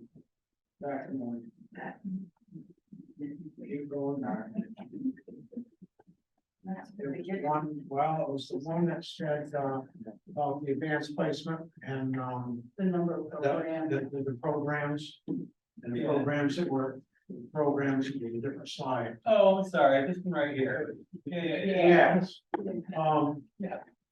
I have a question on, you have there's a pound debate on plumbing and electrical. Yeah. And then an absolute no-go on HVAC, construction, craft labor, animal science and biotechnology. Why is that a no-go? One of the things I would really recommend that you do is check out that advisory brief that we put together, because the feedback was based on the individuals who participated in advisory. They evaluated the program for a variety of things. I could give you very quickly a snapshot that the feeling on biotech is that it's not established enough in the county to have solid partners, because one of the things the kids have to do in chapter 74 program, they have to do field experiences starting their junior year, and typically it's all of their senior year, half days or week on, week off. And so that, I'm giving an example on that specific one, is why that was the case. We looked at, The HVAC and the construction craft labor. one of the things this is an interesting question, because everyone, if I ask everyone what is needed vocationally in Berkshire County, almost everyone says the trades, right? Almost nobody who doesn't say the trades of some sort, but there's a lot of trades, right? And as I said earlier, you gotta kind of make a decision which one to do. We looked at two other programs, construction, craft, labor, and building property maintenance as two possible programs that integrate elements of the trades into the entire experience, right? A little bit more of a survey course. We felt that the construction and craft labor, the way the standards are written, and Frank Cody's with me, he could probably speak better than I can. Are really written more for road work, big construction work, things of that sort. Whereas the building property and maintenance has a little bit more of an inventory of, hey, you gotta learn a little bit of plumbing, a little bit of electric, you gotta know how to fix drywall, you gotta know how to paint, you gotta know how to replace a roof shingle, you know, things of that sort, understand basic HVAC stuff. But really, at the end of the day, folks felt pretty compelled about carpentry as a direction, also in that the carpentry strand could potentially spin kids in high school into the other construction trades, yeah. And there's a couple folks who are on the advisory in the room who certainly can speak to it, but, Yeah, Jay, Yeah. I was just real Yeah. quick, it might be helpful if you expanded a little bit on the makeup of the advisory group, because we're just hearing advisory group. yeah, I mean, yeah. How did that come about? Oh goodness, I'd have to go back into the report and actually remember who's on it. Oh, I don't need specifics. No, Specifics. we had a couple people from VCT, Regional Employment Board, we had like Steve Boyd was on it from business, we had, Will Conn from Teenagers, Nana Campaign. Obviously understanding what are kids facing when they're in community, what do they need if they're in the community, low credential, we could get the skill to move forward. The whole list of people are in the report at the very last page here. But it really, it spanned, I think, workforce, education, and some people who are just in the field. It just, with the people that I meet in our town, guys who have business and stuff, it just kind of woke me up when I saw the no-go, just as you were changing the sign. Yeah. And I said, well, geez, my friends that are in the HVAC business cannot find them. Yeah. My friends that are in the construction business cannot find them. The vets around here can't find them, and so just that kind of stuff is continuing. And it wasn't like a hotly debated thing. No, it just said no go. It just stuck in my head. Yeah, I know, the reason I said no-go is because that, we just kind of categorized programs, and I think the feeling of some of these programs, we still, none of this has been mentioned, we have no authority, this is by. Right, I understand that. It did some work. I had that question in my head, and that's what I was thinking about. But there is not a plumbing program in Berkshire County. Yeah, but Billy brings up a really good point, because I had the same kind of thoughts going through my mind when this slide came up. Yeah. And, where we are physically located, Yeah. okay, we are actually fairly close to some very high-tech companies in, northern Connecticut and on the New York side. I'm almost positive there is a biotechnology company in Pittsfield. Yeah. I used to work at General Dynamics. They have a big internship program, and there's a high-tech center in Pittsfield. And what I'm hoping for out of this whole process, obviously Rome wasn't built in a day, but I would like to see our children being offered some very high-tech vocational training in addition to these much-needed trades.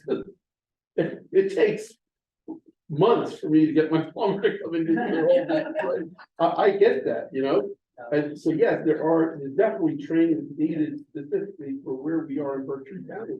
But I would like to see opportunities for our children in even higher tech, that are kids that are not going to go on to college, but who can be trained, because there are major corporations that are looking for high-tech, educated young people to operate, these computerized machines in factories, and they're big paying jobs. And that's what I'm hoping for out of this whole thing, is going forward, a generation, 2 generations, 3 generations of our children Because that way, they can at least stay somewhat locally. Because I think what a lot of us are finding, I certainly in my case have, that our kids move far away. And, you know, we're very happy that our son came back to Connecticut, so he's only an hour and a half away. And I think a lot of parents in our community would prefer to see their kids an hour away working at United Technologies, you know, down near Bradley Airport. They've got lots of work there, and in East Hartford and what have you.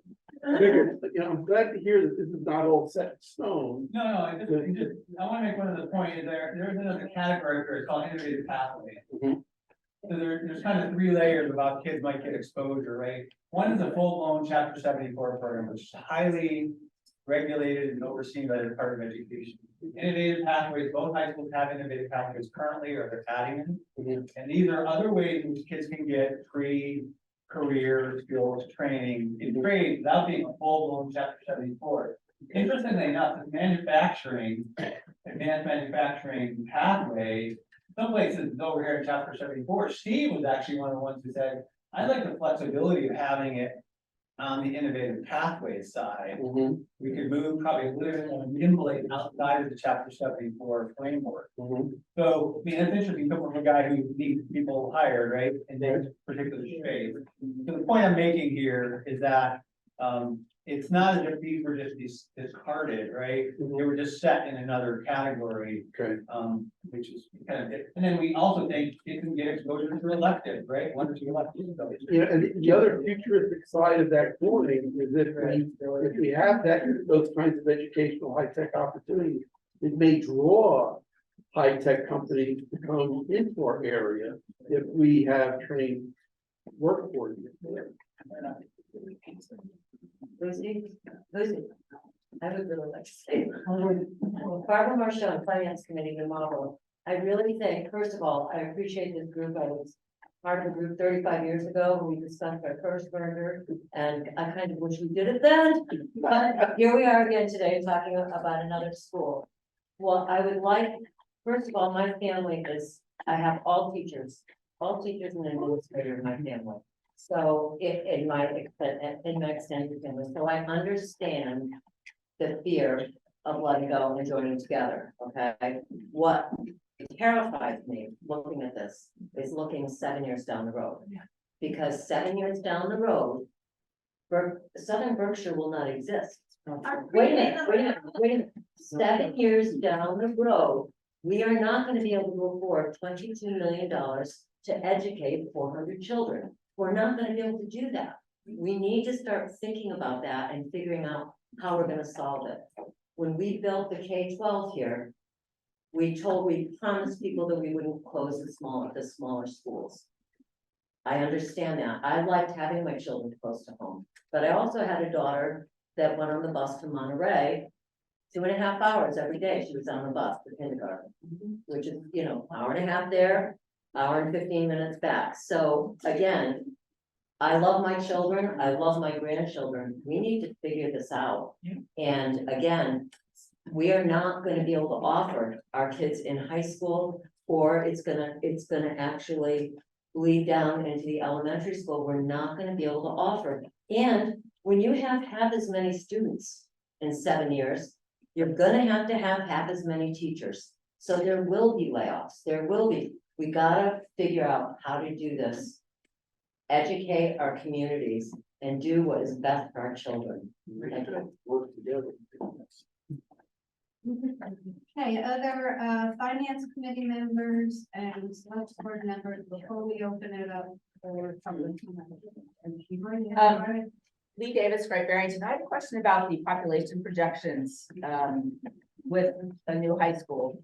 I would think that Chapter 74 would actually bring potentially a lot more families into the area wanting to take advantage of this. I see this as a big draw for families looking to move somewhere, especially with the migration we're seeing with the climate and various things. Was that part of your projections? You know, seeing that if we added 6, you know, we had a total of 6 Chapter 74s, that we might actually bring more people in the area seeking to have their students attend the school. Actually, that must be the letter, but I'm gonna let Peter speak to it because he is on the front end, if you don't mind me putting it at the top Yeah, here. no, so the two numbers that we're talking about with the MSBA are 485 and 620, and the 485 is for the 3 towns and the 620 is for the 8 towns. They do a really rigorous process, like exhaustive and exhausting.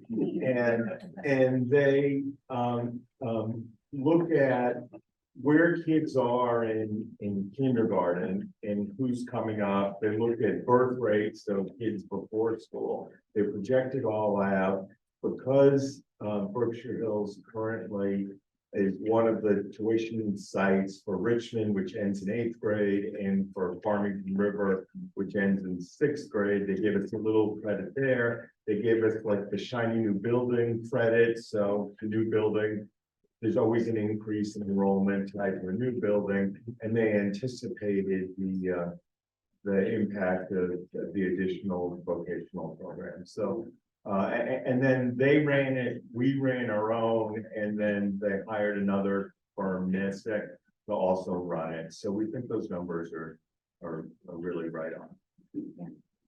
Thank you. Yes, sir. First on the biotech, just as a reminder, No, there's a great deal of biotech involved in clinical laboratories. Almost every clinical test you get done by the doctor involves biotech. So the technicians involved in biotech training. That's a slam dunk to have training in that area. My greater concern is brick and mortar is wonderful. My concern is that you have reserve enough money, and I would almost urge doing that now, reserve enough money to have programs to fill those buildings. I'm afraid you're gonna look down and say, we spent so much money, we don't have money left for the programs to fill those buildings. I've seen that, I'm sorry, I'm very old. Buildings where you have the same teachers, not enough programs to make all the promises that you put in place here. To put them in place and the same programs. And I've looked, as Peter knows, tried to look at the outcomes analysis of the kids who graduate now. And it's disappointing. Lots of deficiencies. You got to get programs in. The buildings are nice, but it's the programs that matter. Okay, you got to get science, you got to get enough foreign language. Those are the things that matter. Okay. So reserve the money for that. That's the important part. Okay. Justin Nagle, Monterey. Speaking of buildings, is there a plan on what would happen in Mount Everett High School building if there were no high school going to it?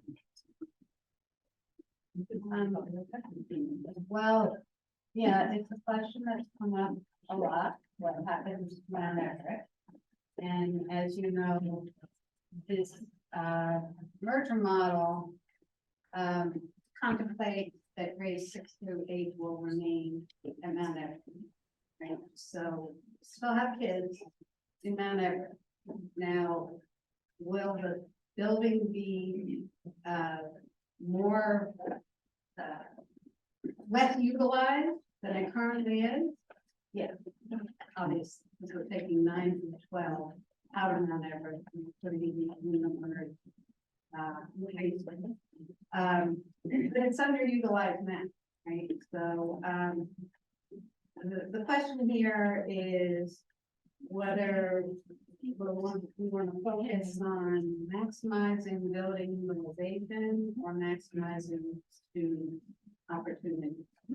And the conclusion of our research team and our board is that Barrington High School is going to give kids more choices, more opportunities, more support, and benefit the kids. In terms of the space that would be available at Mount Everett, once we move those kids over, you know, there are many different possibilities for use of that space? Has our planning board decided what that space should be used for? That will be up to the new school district to consider all of the possibilities. Using that space for adult education, using that space for nonprofit space. There are lots of different possibilities and opportunities, but we haven't determined what that would look like. That would be up to the new school district. The new school committee and the new school. So I graduated from Mount Everett in 2016. Yeah. And when I went there 7 years ago, it wasn't really underutilized space. There were no abandoned classrooms. And I just fear that without any kind of a plan, we'd end up with a semi-abandoned building like you see in Barrington, Housatonic, which I don't think is good for the community. And I think I've also been somewhat involved in the past couple of years at the old Colburn School in New Marlborough. And at least if you abandon a whole building and a whole piece of property, something can be done with it. Mount Everett is left half abandoned, because when I went there recently, middle schoolers and high schoolers were intermingled on the upper floor and the lower floor of the main square building and using the gym and whatnot. If you take the high schoolers out, there's not a clear space where you could host, bringing adults in at night, because middle schoolers would still be in all of those rooms. And I don't know, that's a reservation that I have, is we don't want a semi-abandoned building that would be bad for the community, especially right next to elementary schoolers and half used by middle schoolers. Yeah. I know that that's something you didn't address, but I think as someone, it really should be addressed in some way, shape or form before a vote is taken to move the visitors. Well, I think it's really premature for us to make a decision on that, given that we're talking about the new district becoming operational in July 2027. Right? That's quite a ways out. And there are creative ways to utilize overcapacity. I think the school committee will find those ways. We've found ways to use space in that building before. I remember when Barrington Stage was putting on performances in that building. I mean, there are ways to bring that beautiful building into full use. And we recognize that it will be something that a challenge, but also an opportunity for the new district to make good use of that space. Right. Kate, is there anything you want to add to that? No, the only thing I'll say is that, buried in the mounds of reports, we haven't say that there is a little facilities report. And it does have a section which I did a little lit study on best practices and sort of repurposing and thinking about ways to deal with buildings. It's not a roadmap. It doesn't answer the question you have, but it does have ideas on how you might approach that particular utility of space in the building, for what it's worth. One of the lower red reports that we put together did be a lot of circulation. We have a select board question on Zoom. I just want to let you know. Okay, let's take that. I don't have the Zoom. Sure.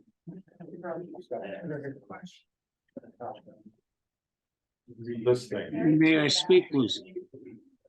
All right, George. Yes, I would like to speak to the person that no one has identified themselves by town and by person, so I'm a little confused. But I was very impressed by the person that spoke before Jace and before Lucy about what would happen to the capacity of well-maintained entire campus of Mount Everett when we add more capacity to combine two districts. And so we have more unutilized capacity as a result and more debt.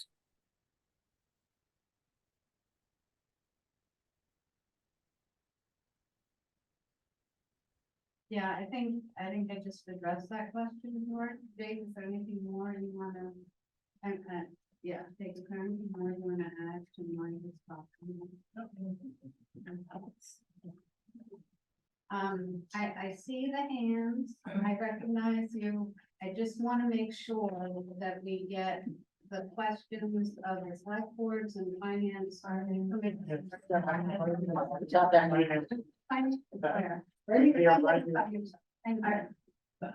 Marcus, Monterey Finance.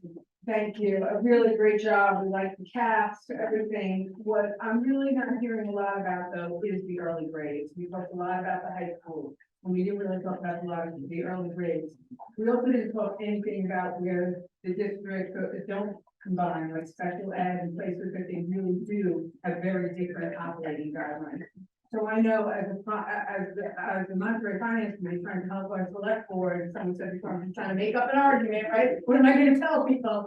We would really appreciate a technical briefing. You to see the formulas and methodology, because what Jake talked about, class size balancing, we're keenly aware of state mandates on ratios, breakage, and things like that. We want to make sure that the way that the numbers play out, we see whole numbers, where they are in each grade, because I think that we heard from at least one parent, but as it goes in the younger years, that's how it will go if they stay here for the older years.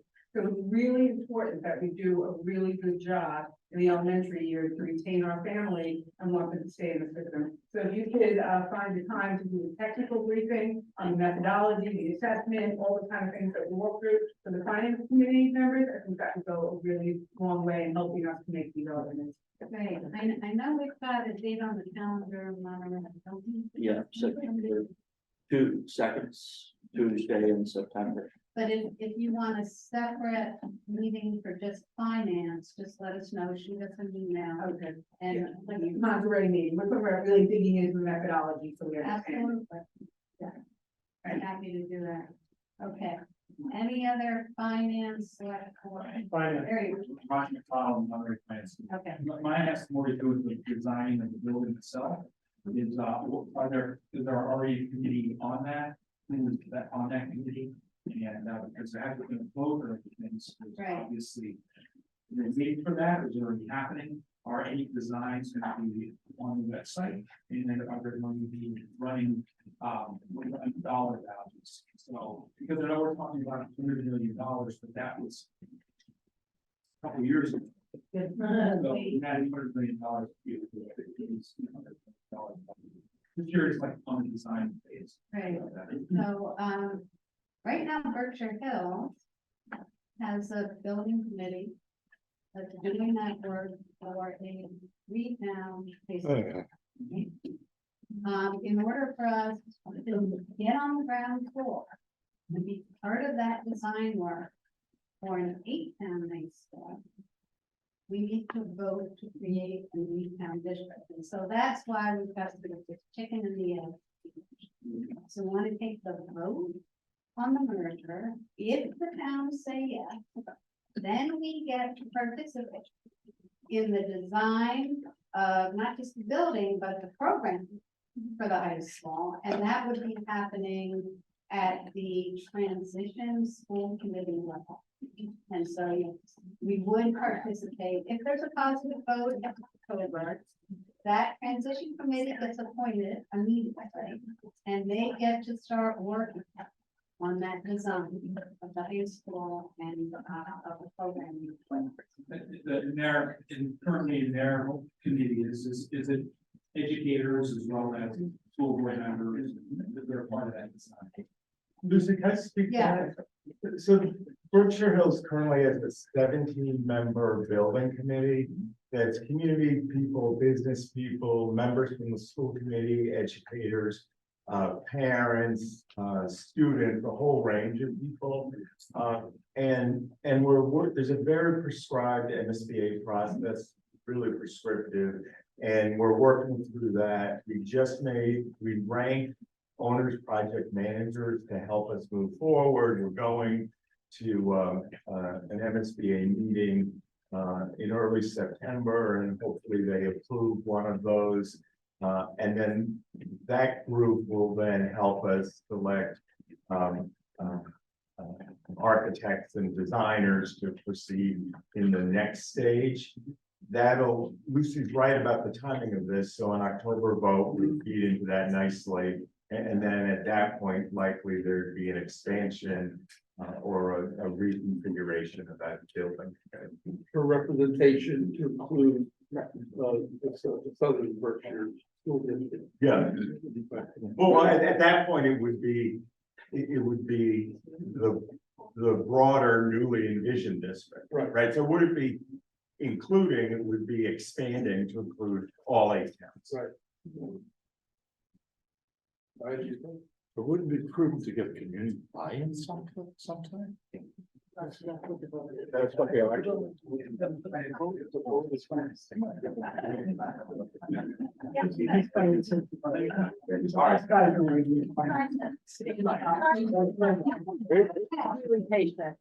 who are finance or select board members, please, who have questions, please raise your hand. Everybody else put your hands down.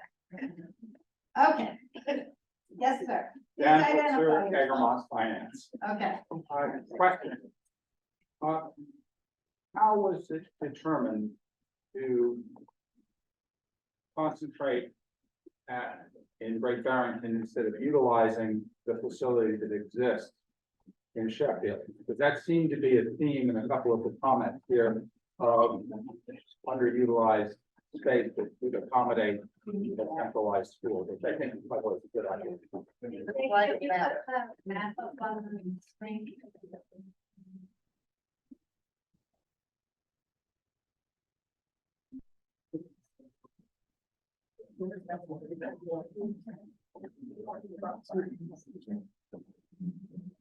It's just geography. Geography is a big part of it. So I think the map is really helpful to what that people could keep their conversation down, so people on Zoom can hear what's being said. That'd be really helpful. Thank you. So Great Barrington abuts all 7 towns. Sheffield abuts three of the other towns. So in terms of geography, Great Barrington is obviously more central for the 8 towns than is Sheffield. The other issue is cost, right? So Berkshire Hills is already in the pipeline for state aid of well over 50% of the cost. If we were going to do more construction in Sheffield, and if we want to have CBTE facilities, right, in the new merged high school, there would be new construction. There would be no state aid available, at least in the foreseeable future, for construction at a site other than the Great Barrington campus of Berkshire Hills. So those were the primary reasons.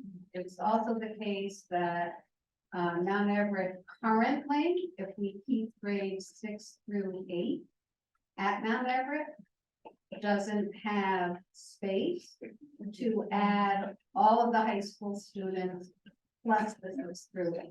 Maybe in 5 or 10 years, when enrollment declines more, maybe there would be, but right now there isn't.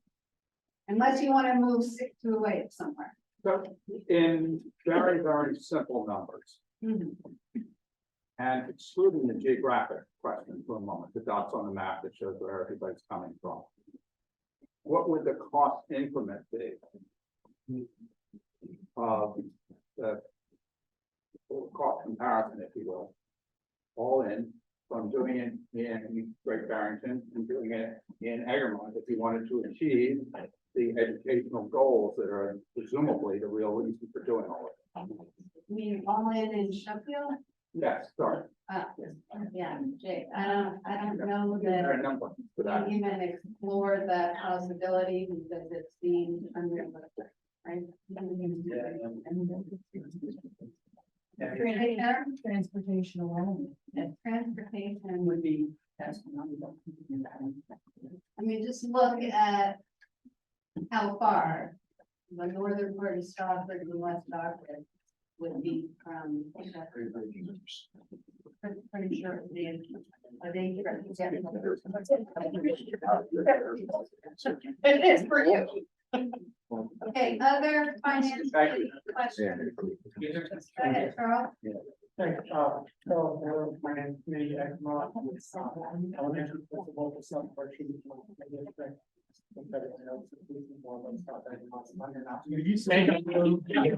Yeah, I lost my voice after waiting an hour and a half to speak. I apologize. So no, in all seriousness, and I appreciate piggybacking on your question. I would like to understand what I'm grappling with more. If we're being fiscally responsible here, at what point did we abandon? If it's just geography, the commute's already. It's not a great distance, and we have a functioning, thriving school in Mount Everett right now. And it does feel like from 2019, when this process was first, manifested, that there was a foregone conclusion that ultimately Berkshire Hills wanted to build a new building. And to just speak briefly to your comments about us being closed in 7 years. This is my 6th year in the district, and among the elementary schools, pre-K through 5, enrollment has slightly increased. And although the narrative out there is larger scale about how we become smaller, I think in the face of the pandemic and people choosing to homeschool in the housing affordable crisis, it's relevant that we haven't only sustained our enrollment, but it's gone up. So thank you. I appreciate it.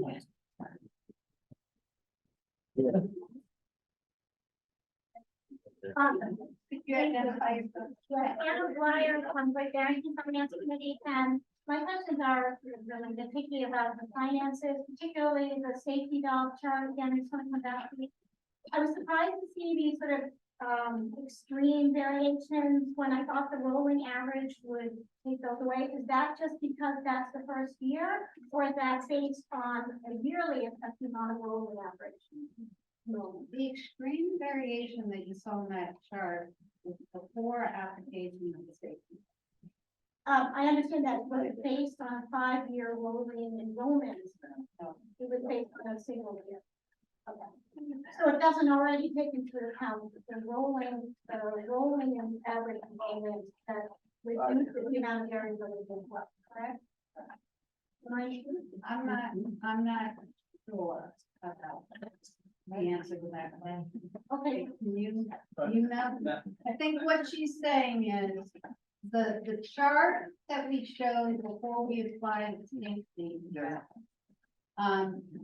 Did that incorporate the rolling average? In other words, that chart shows rolling average, but no safety cap, opposed to nothing at all. I think you guys give the base on it. Yeah, I have that map. I think it might, but we would need to check on that. I don't. Exact numbers before we is any calculations compared to what the new situation would be. So you couldn't, we didn't, you and Matt didn't create historical numbers under our new methodology. So it's that first year changing everything. Base year was last year. But part of B already had the rolling average, right? A statutory B's rolling average at B. That's why I need to check on that. Yeah. Yeah. I think, my best guess, and I would second that, the no merger situation projections were based on whatever the methodology is the district company used projecting forward. She's not talking about no merger. She's talking about the chart that shows the 17% increase. No merger. Did that chart include a 5-year rolling average? Yeah, I And think then, that now backwards. yeah. but the base year was under the existing, so it's comparing. Correct. The actual numbers that were the assessed tax for all the towns to what the new formula would be, so that's why you had to jump. So would we use the rolling average enrollment moving forward? Yeah. So that should reduce some of the variability itself, correct? Or no? Yeah, I mean, we actually talked about a couple of smoothers, the 5-year being one. Right. Safety valve being one, 2%. There's a couple of smoothers, so yeah, 5-year rolling is also smoother, you're correct. Okay. Yeah. It wasn't enough of a balancer. At the time. When I can't even tell you how many formulas we looked at, but just the 5-year rolling average made it so that the Southern Berkshire towns were still seeing huge increases. And we just knew that that was not gonna work for us. And then I guess the request is that, there's been some discussion about school choice and who is choicing into where from where. And do you have that data somewhere on the website, or could you make that available? Yeah, I mean, the enrollment work that we did. On that particular topic is probably at least a year old.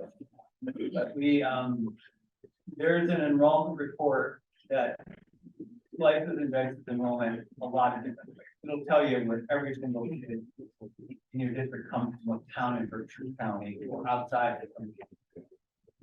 We have a graphic on the presentation we did.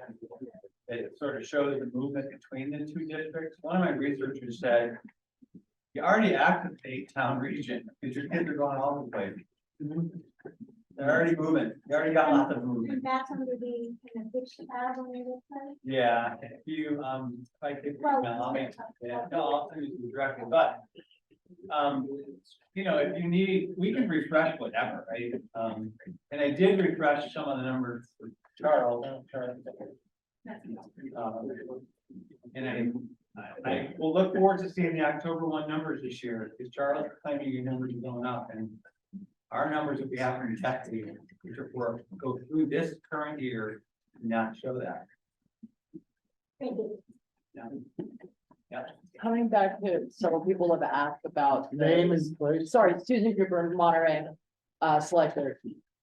Coming back to Ann's question, and several other people have talked about the chart you have with the big jump of 18% increase. How much of that increase is coming from the transition to the Berkshire Hills district spending more per child and the Southern Berkshire district spending somewhat less per child, which then if we're going to the, the combined model that has a per child cost of that higher amount, the whole operating budget being that much higher, and that's why that number too boosted to 18%. I'm just posing that as something no one has mentioned. That seems like it could account for an 18% increase, which seems like it's more than just an issue of a 5-year rolling average. Is my point. Teacher salaries go up. I thought we just put the two budgets together. I was chairman of the finance committee, and it's months and months and months ago since I looked at that iteration. But I think what that chart shows is that we just put the two separate district budgets together, assuming a certain percentage of increase in each budget, because I think we were looking at perhaps a 2026 proposed budget. Right. And I believe that it was just a matter of blending those two together, that without a rolling average, but I can't guarantee that without going back and looking. I'm so sorry. That's okay. But your point, your underlying point is correct, right? And that's what Colin spoke to earlier. Berkshire Hills does pay more per student to educate their kids than does Southern Berkshire. Now, the question is why? And do we think that's a good thing or a bad thing, right?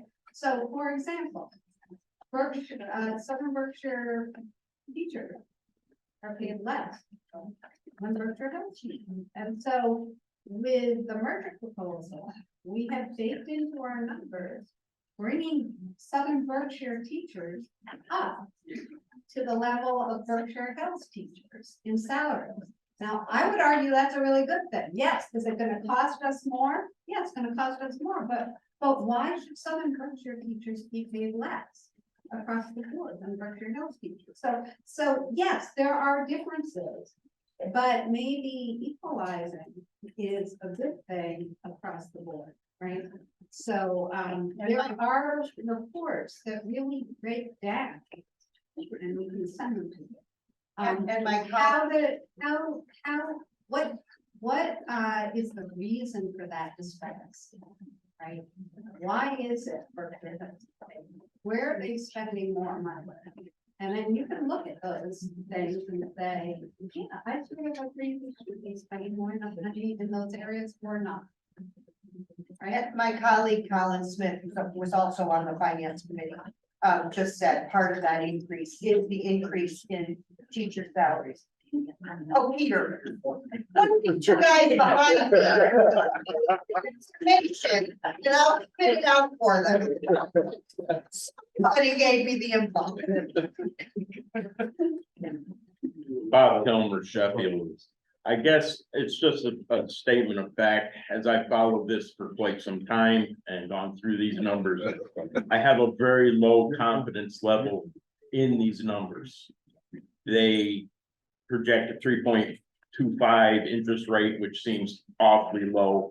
They project a low building rate. They project a low transportation rate. These numbers, in my mind, do not equal today's costs. Not even close. So I have a very low confidence in these reports. If I believe these numbers, I might be more inclined to go along with the merger, but I have a very low confidence level in these numbers. I'm sorry, we used, really skilled, very conscientious, outside. And I do realize that, but we do have somebody that is more of an expert in transportation. Would you like to When address you're that? done with the finance, my name's Marie Massini Bus Company. Contract for Berkshire Hills currently. I spoke with Jake when this first thing started. Gave him a 2-page synopsis of what I thought might happen. I have looked at your experts' work and I did respond to it. Went through every single route that they recommended, and out of 40, I think we could have done 4 or 5. Because we were going over bridges we couldn't go over. We were going on roads in Monterey that are closed. In West Stockbridge, taking a 71 passenger bus up Maple Hill. Or Lenox Mountain Hill. I'm sorry, Monterey, I don't know all the names of roads because my brother typically does your transportation. But go up this road and find a turnaround where you can't even get the bus up the road to find a turnaround. I'm so frustrated with the fact that an outside company that comes into this community, the community of 8, and says, we can go on this road, we can do this, we can do that, who has never traveled the roads. There is not a road in Berkshire Hills that I haven't been on. I've been doing this 36 years. Had New Marlborough and Monterey, I don't know how many years. And I'd love to see some of those roads up there with a 71 passenger bus. This report, and I don't speak to you, the board, I speak to you, the selectmen and the finance people. When you go to represent to your communities, you need to know that this is not saving you a nickel, especially in Southern Berkshire. This is not cutting your time frame down, okay?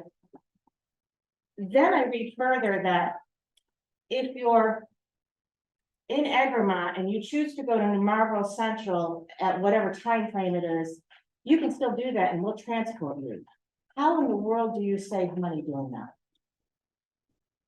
How in the world do you take somebody from Southfield and pick up 20 or 30 or 40 high school kids on the way to go to Berkshire Hills in under an hour and a half, no less, 45 minutes to a half hour?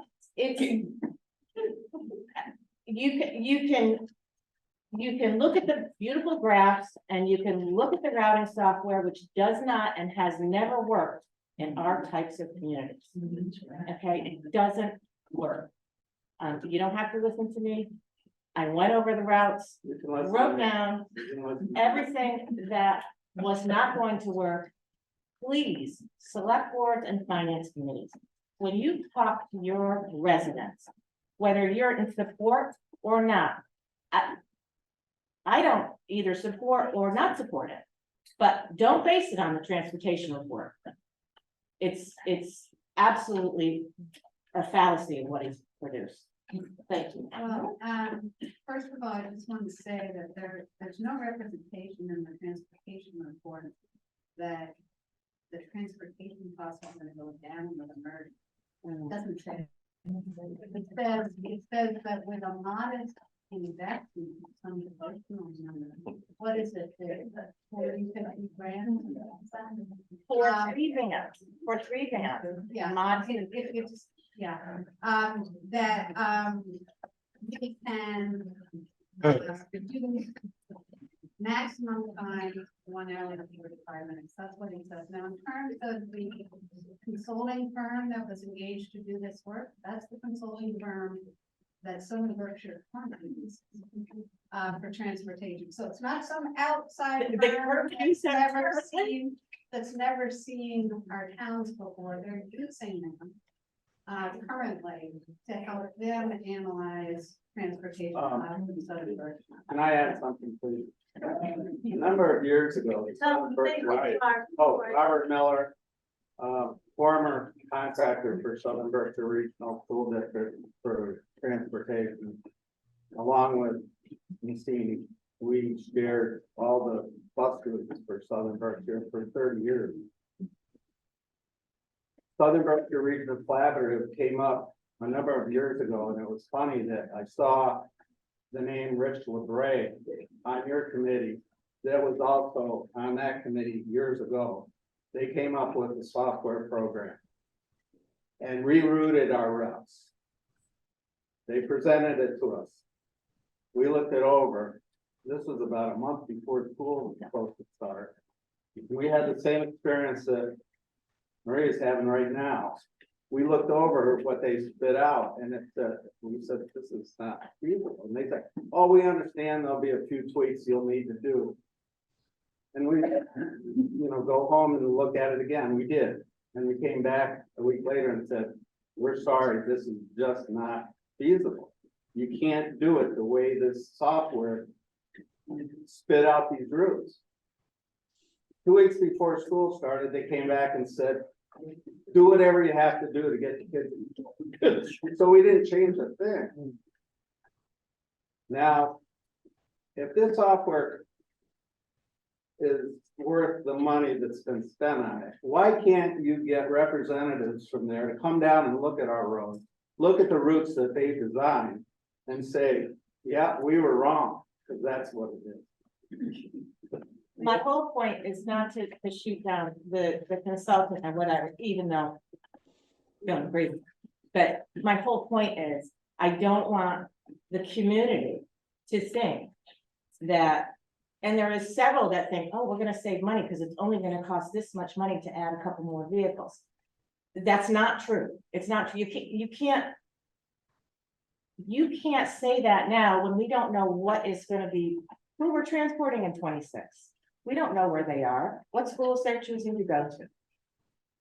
But there is no way, no matter where they are in the district, that you are going to cut the time on buses for our kids. It is not going to happen.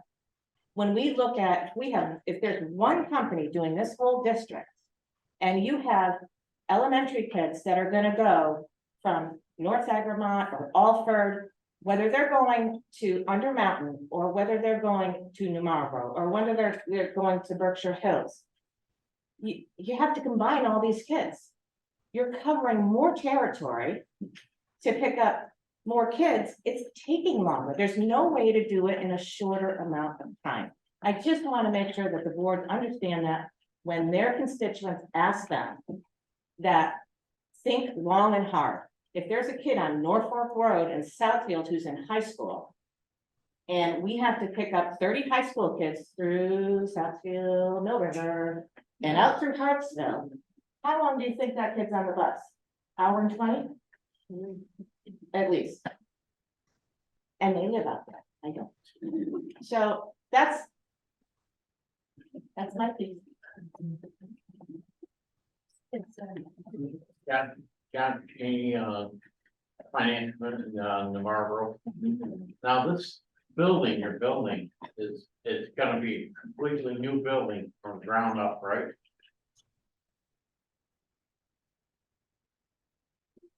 I'm not.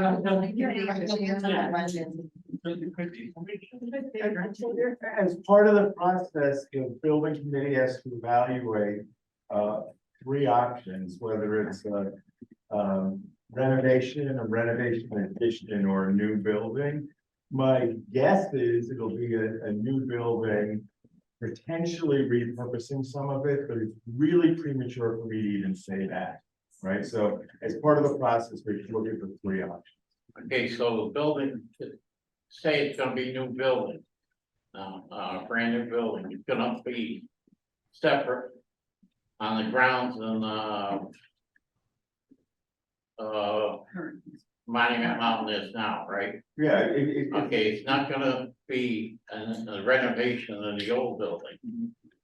Now, what's gonna happen to the old building once the new building's put up? What's Barrington gonna do with that? Gonna be another big vacant building? Barrington, there's no like a school district owns that. Or are they gonna tear it down? I mean, yet to be determined, but presumably it's almost 60 years old and it gets taken down.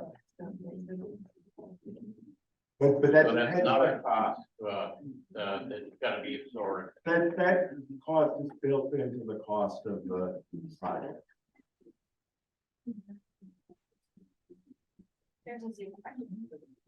Okay. Hey, can you stop sharing your screen so that maybe we can see the Zoom? Yeah, we made it with that. He was sharing, then we did with that.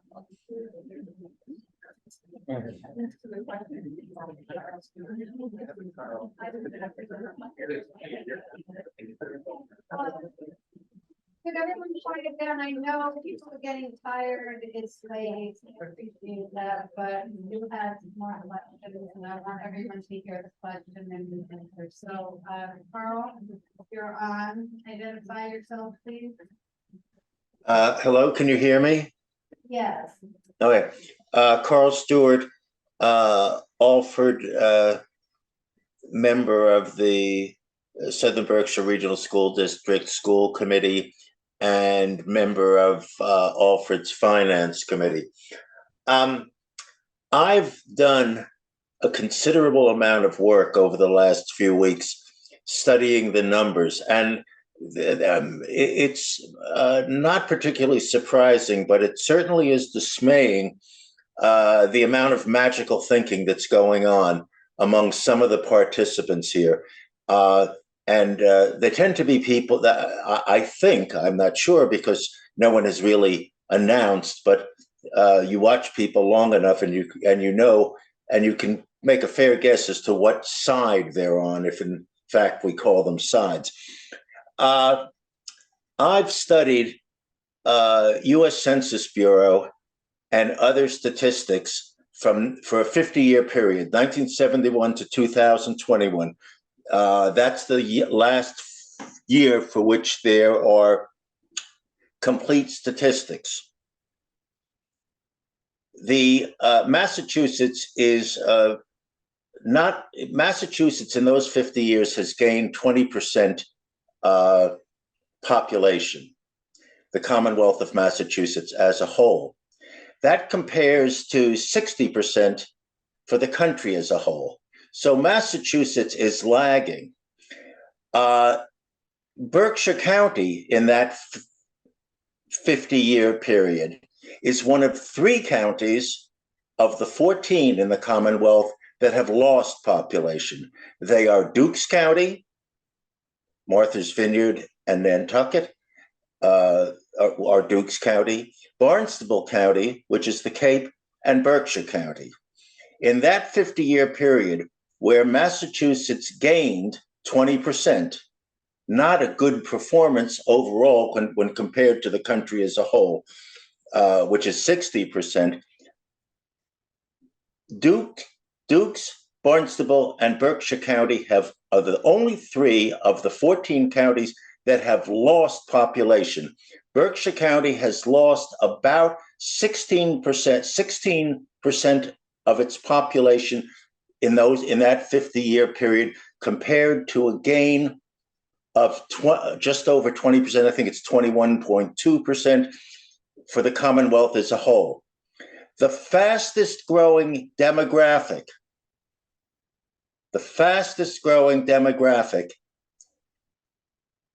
again, Dukes County, Barnstable, and Berkshire, is age 65 plus. It is up in that 50-year period nearly 100%. The fastest declining population, again, Dukes, Barnstable, Berkshire County. The fastest declining population, ages 5 to 19. I listened to this conversation about the effect of the pandemic. Oh, we're going to see a surge in population. Well, it just hasn't happened. And it's not going to happen for a number of reasons. But we don't have to ask why it's not going to happen. It's not happening. And we are fooling ourselves, or maybe we're trying to fool others, or both, if we think that a minor bump in a couple of years in the elementary school population is going to affect the overall decline of population in the southern Berkshire towns. It isn't. And I will give odds to anybody that it is highly unlikely that there will even be a southern Berkshire district 10 years from now. I probably won't be alive. I'm an old guy. I probably won't be alive in 10 years, but it seems very, very unlikely. A couple of more statistics. 20% of the high school students in the Commonwealth of Massachusetts, 20% go to schools, high schools that have an extensive or a reasonably complete voc tech program. If the high school loses, we shouldn't assume that Berkshire County is going to perform, that students are going to want to do what they do everywhere else in the Commonwealth. If 20% of our high school goes to a voc tech program, and there's already an imbalance of transfer in, transfer out between Berkshire Hills and Southern Berkshire, then we're going to lose 20% of the high school population, having nothing to do with the demographics. We're having nothing to do with breeding, with age. There aren't that many 65-year-old plus people who are having school-age children. It just doesn't work that way. It's not the biology. So if we lose 20% of the high school, how can you argue that there is going to be a viable high school population that can deliver and in a high school district to deliver a quality education? People say, well, not everybody wants to go to college. Absolutely true. That's a good thing. But I know businessmen, in particular, a high-end auto repair place that starts its mechanics at $50,000 a year in the Southern Berkshire Regional School District. And that company can't find people to work there. So, I mean, look at the numbers. I mean, you can engage in all the magical thinking you want, but the numbers don't lie. They're there, and there is no reason to believe I mean, you can invent reasons why it'll happen, but it hasn't happened in the past 50 years. The Berkshire Regional Planning Commission, very highly qualified people, say it's not going to happen. And they've been right all the time. They've been right for 40 years. And so I think you've got to look at the numbers and look at that and say, what are we advocating for? If you truly believe that the whole purpose, that the major purpose of this exercise is not to save money, is not to positively affect the time that a school attender sits on a bus, but to improve the quality of education, to have greater opportunities in high school, language opportunities, vocational opportunities, all that. I think there's only one reasonable conclusion that you can make. And there's a lot of more numbers that I have, but it's either boring or challenging to some people. Yeah, so actually that's it. I'm sorry if I've taken too much time, but that's what I. Thank you. Thank you. All right. Any more finance committee, select board members before we open for public comments? Any finance? No? Okay. All right. All right. So I know it's late. I would like to be able to recognize those who are not finance committee or select board members, give them an opportunity to speak. So sorry, limited to a minute or two, yeah. Yeah, okay. Let's try and keep it to a minute to 2 minutes. Okay, yes, sir. No, I would just like to stand up because I'm a parent. I have 3 kids that you know, and Identify yourself. Kevin Fish, by choice in from Sandusfield, so I get the numbers up. And, but no, I keep hearing quality education, and I know I've been to about 4 or 5 of these things already. The one thing that was not part of your mandate was determining what the education was like, but that as a parent is a concern to me. And the one thing I have to say about Southern Berkshire Regional School District is it's phenomenal. And the things that they're doing now, this partnership with Transcend, it's transcendeducation.org. I would encourage you all to look up because it's all about reinventing education, what it looks like, how to best prepare our kids for the future that they're in now. Taking into consideration AI, the way you're learning, what's available, and meeting their needs. So I'm just encouraging you to take a look at that because it's an incredible partnership and they're doing incredible things there. And I'm sorry that some of the staff like Beth and Charles aren't here anymore. We're really lucky to have them as well as the other. Hey, Patrick White from the Stockbridge Select Board. I think that tonight, so much of the conversation has revolved around current staff and current processes and the current decisions that people are making. Let me just make my point. Okay. All right. I went to Plain School in Stockbridge in 1967 as a kindergartner, where there were 350 students there. And this year we're gonna have Peter Wood, 108 students. And we're probably gonna be down to 50 to 75 in 10 years. You don't think that this population decline is gonna stop in 2030? It isn't. They've done the studies at BRPC. They're talking about it going down further. In Stockbridge 20 years ago, a house cost $285,000 and somebody's median income was 45. Today, the median house is 700,000 and somebody makes 45 still. People who are buying these houses with cash are going to be hedging against climate, just the way that they were hedging against the pandemic. And they become largely out, our homes and our communities are becoming largely out of the ability for young people to buy in, and that is a trend that is not going to stop. And when you look at 2040 and 2050 and 2060, we better have a plan for how these schools are going to operate. And it has nothing to do with how great our teachers are right now, or whether or not, it wasn't about teachers, it was about quality of education, which has not been addressed. Okay. And I don't know how that, well, small towns in rural America, or small towns. They do. Yes, ma'am. Michelle Revere, 70 Bridget Street, Great Barrington. I came in here with a couple areas in question. I now have 9.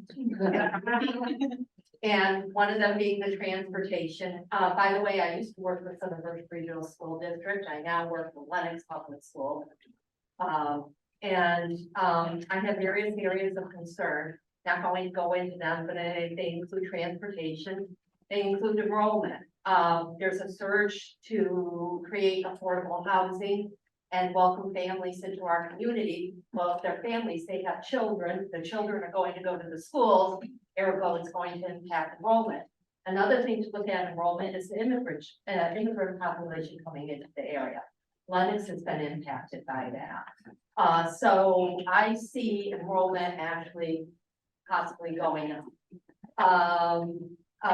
Also, at one point, somebody said the greater good, going to meeting after meeting after meeting, when I hear the greater good, a red flag goes up. When all else fails, say it's for the greater good, and let's do it.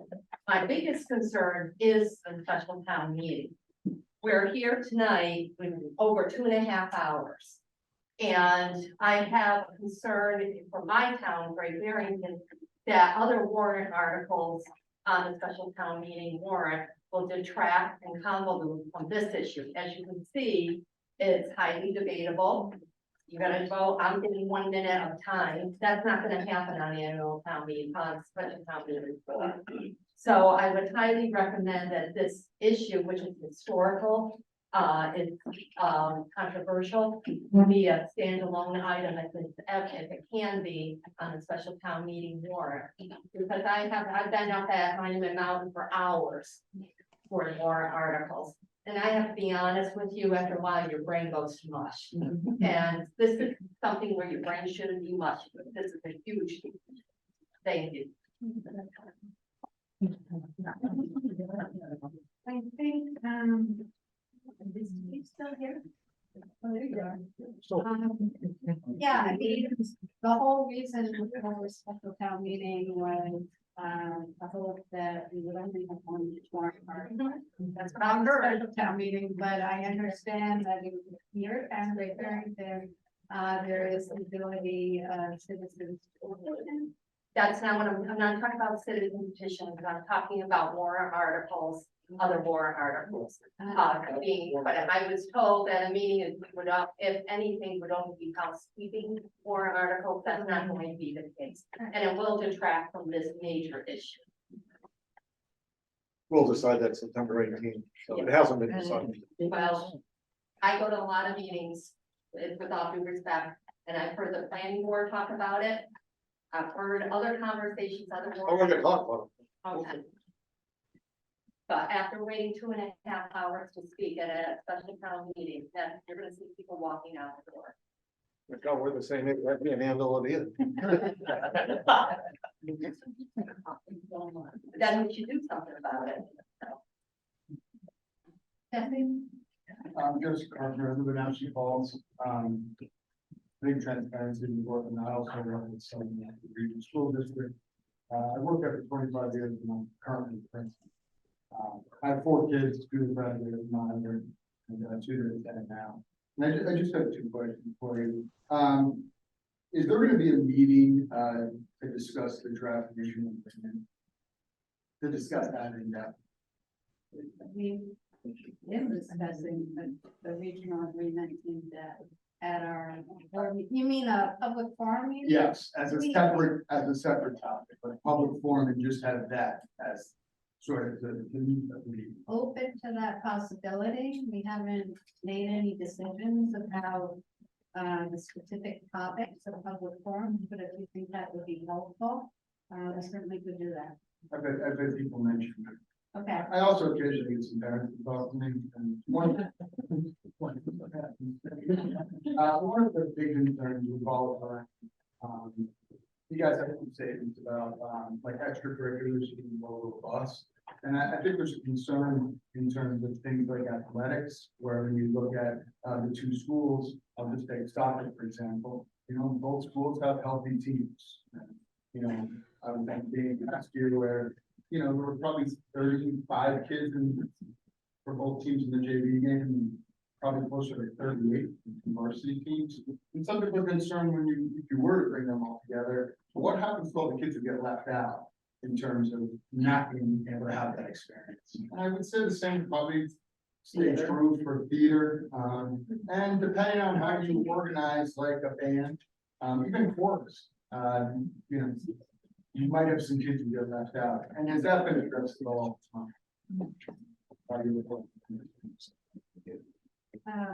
Probably Jake can speak to sports better than I, because I'm not a sports person, but I'm a music person, right? And one of my most treasured experiences in high school was to be able to play in an orchestra, because I was never going to be able to play in an orchestra again.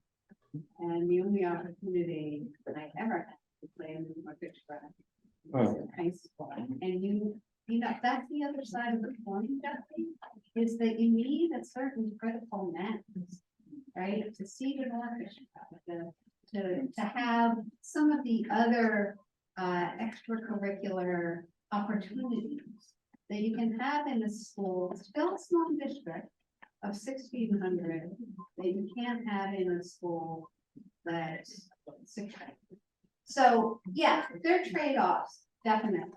But I think, and you know, I admit that I came to this study 4 years ago, and I'm not an expert in optimum district size, but the studies I have said that optimum district size is like 2,000 to 6,000.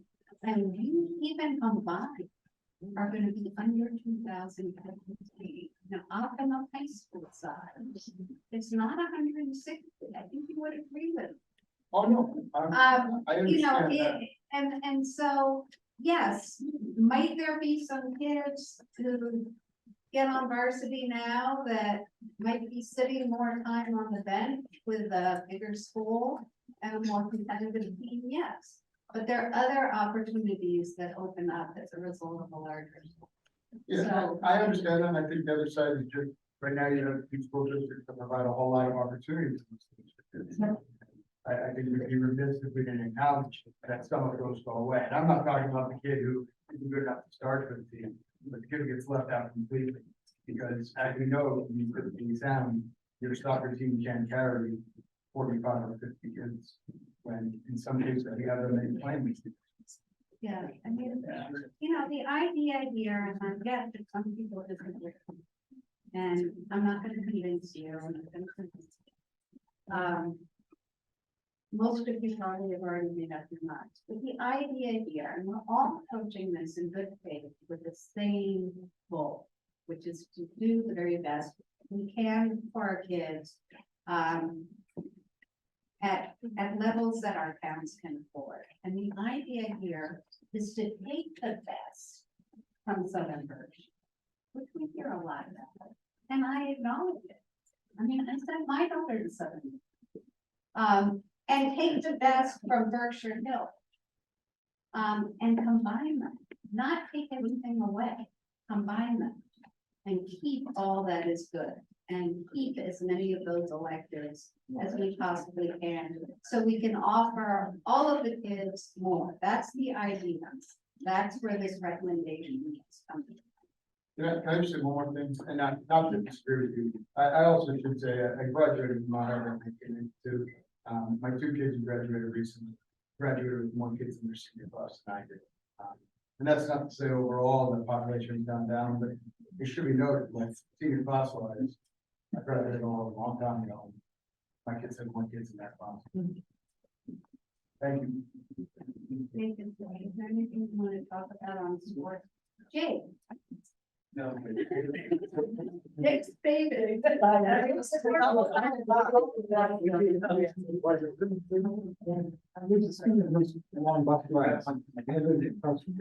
What? It's a single sector one, right? Yeah. Okay. Would you another question? Yeah. Two more, okay, I got more questions, yeah. There's a lot of questions, but they were on. 10 and one other, and then we're gonna wrap it up. So my question is, you're about fiscal responsibility, and you're saying that a district is gonna be a combined district eventually of 2,000 people, et cetera. Well, I know for a fact, Mount Everest High School is built for 1,200 students and 1,400, the high school. You know, it's 2,000. Jesse, it's 2,000. It's 2,000 people. Even if it can fit both middle schools, it can fit both high schools. They can fit all of those. I was on the building committee, no. Yeah. So there's other ways we could responsibility. The second I have an objection to is the 50% choice in students, because you tend to leave out, you'd like to say that it's all coming from our district, but Peter Dillon himself said, we have a contract with Richmond, we have a contract with Sandusville, Barrington River goes to them, so those are our 50% kids. that are choosing. Just to respond to that, that's separate, so the tuition agreements are counted separately. They're saying 50% children choice into non. I think what she said. I have numbers, and it's not 50% of Southern Berkshire.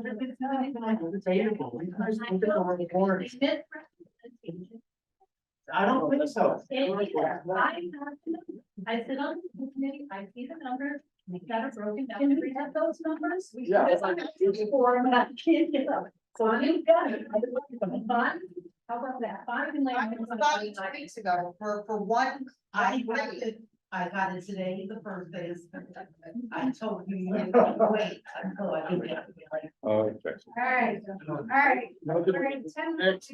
Next. Fine, go ahead.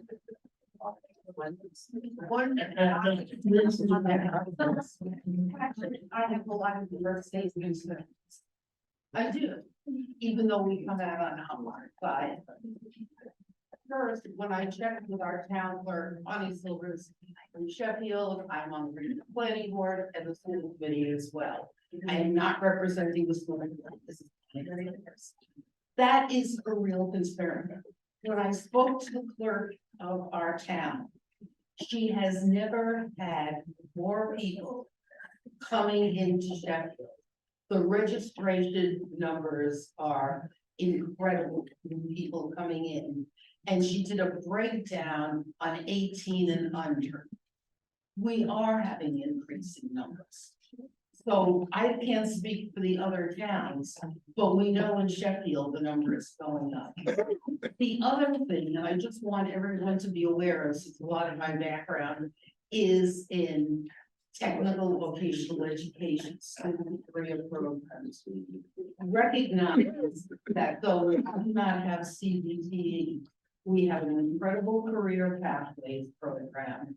We have a major association, obviously, with the college, with Simon's Rock, with our students, the very first year earning over 200 credits.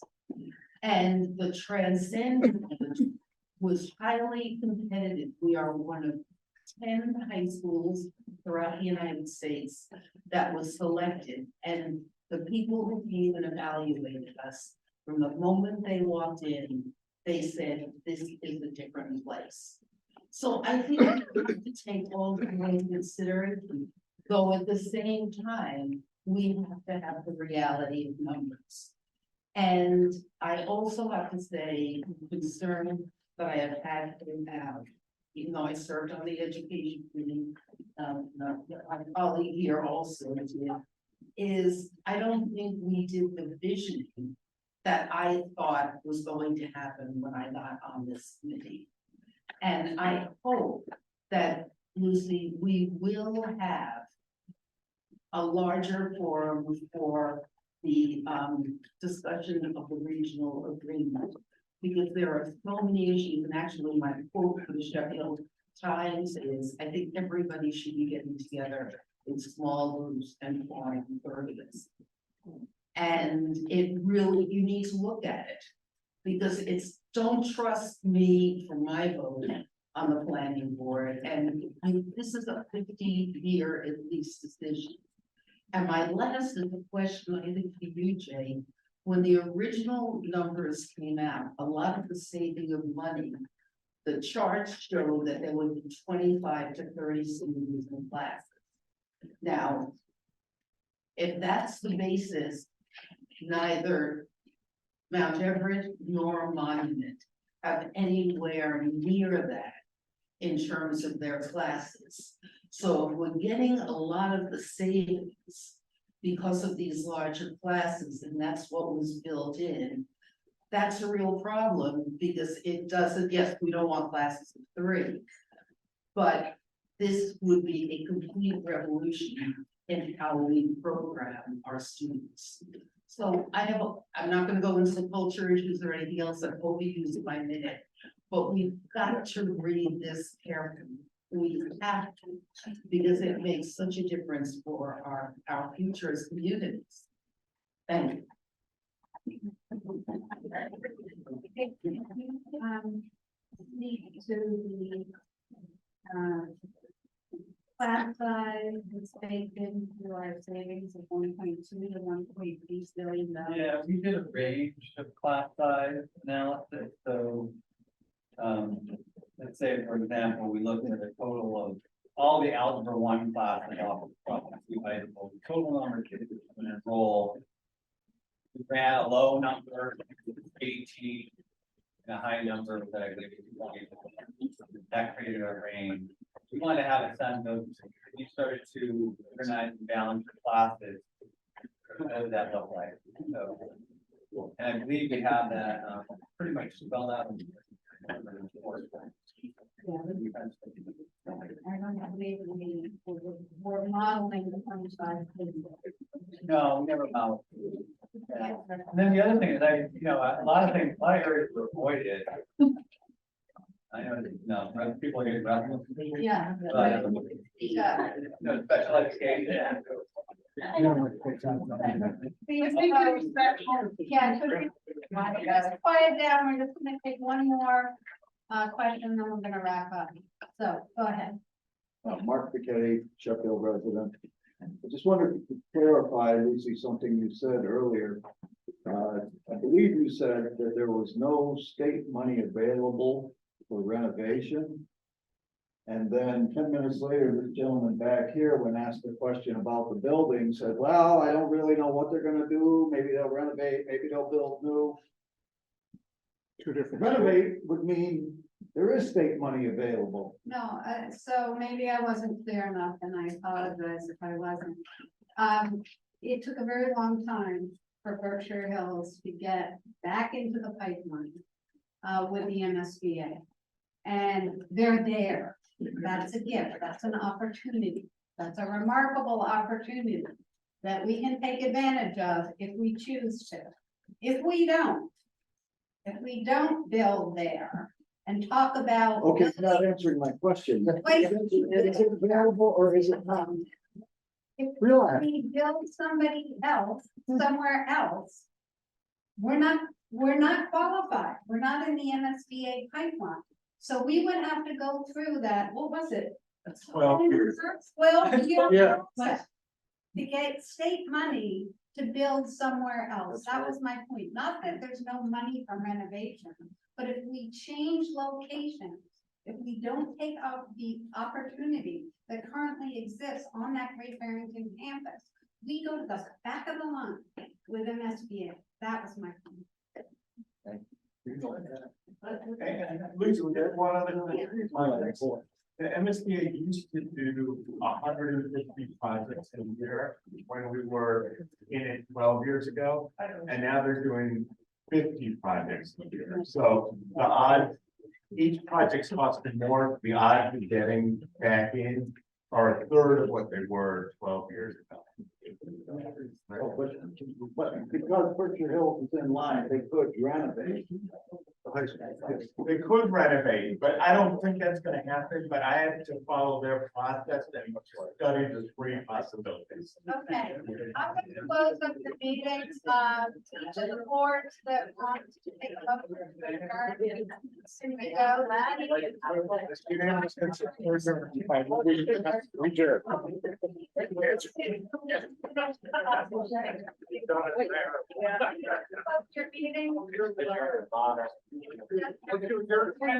Yes.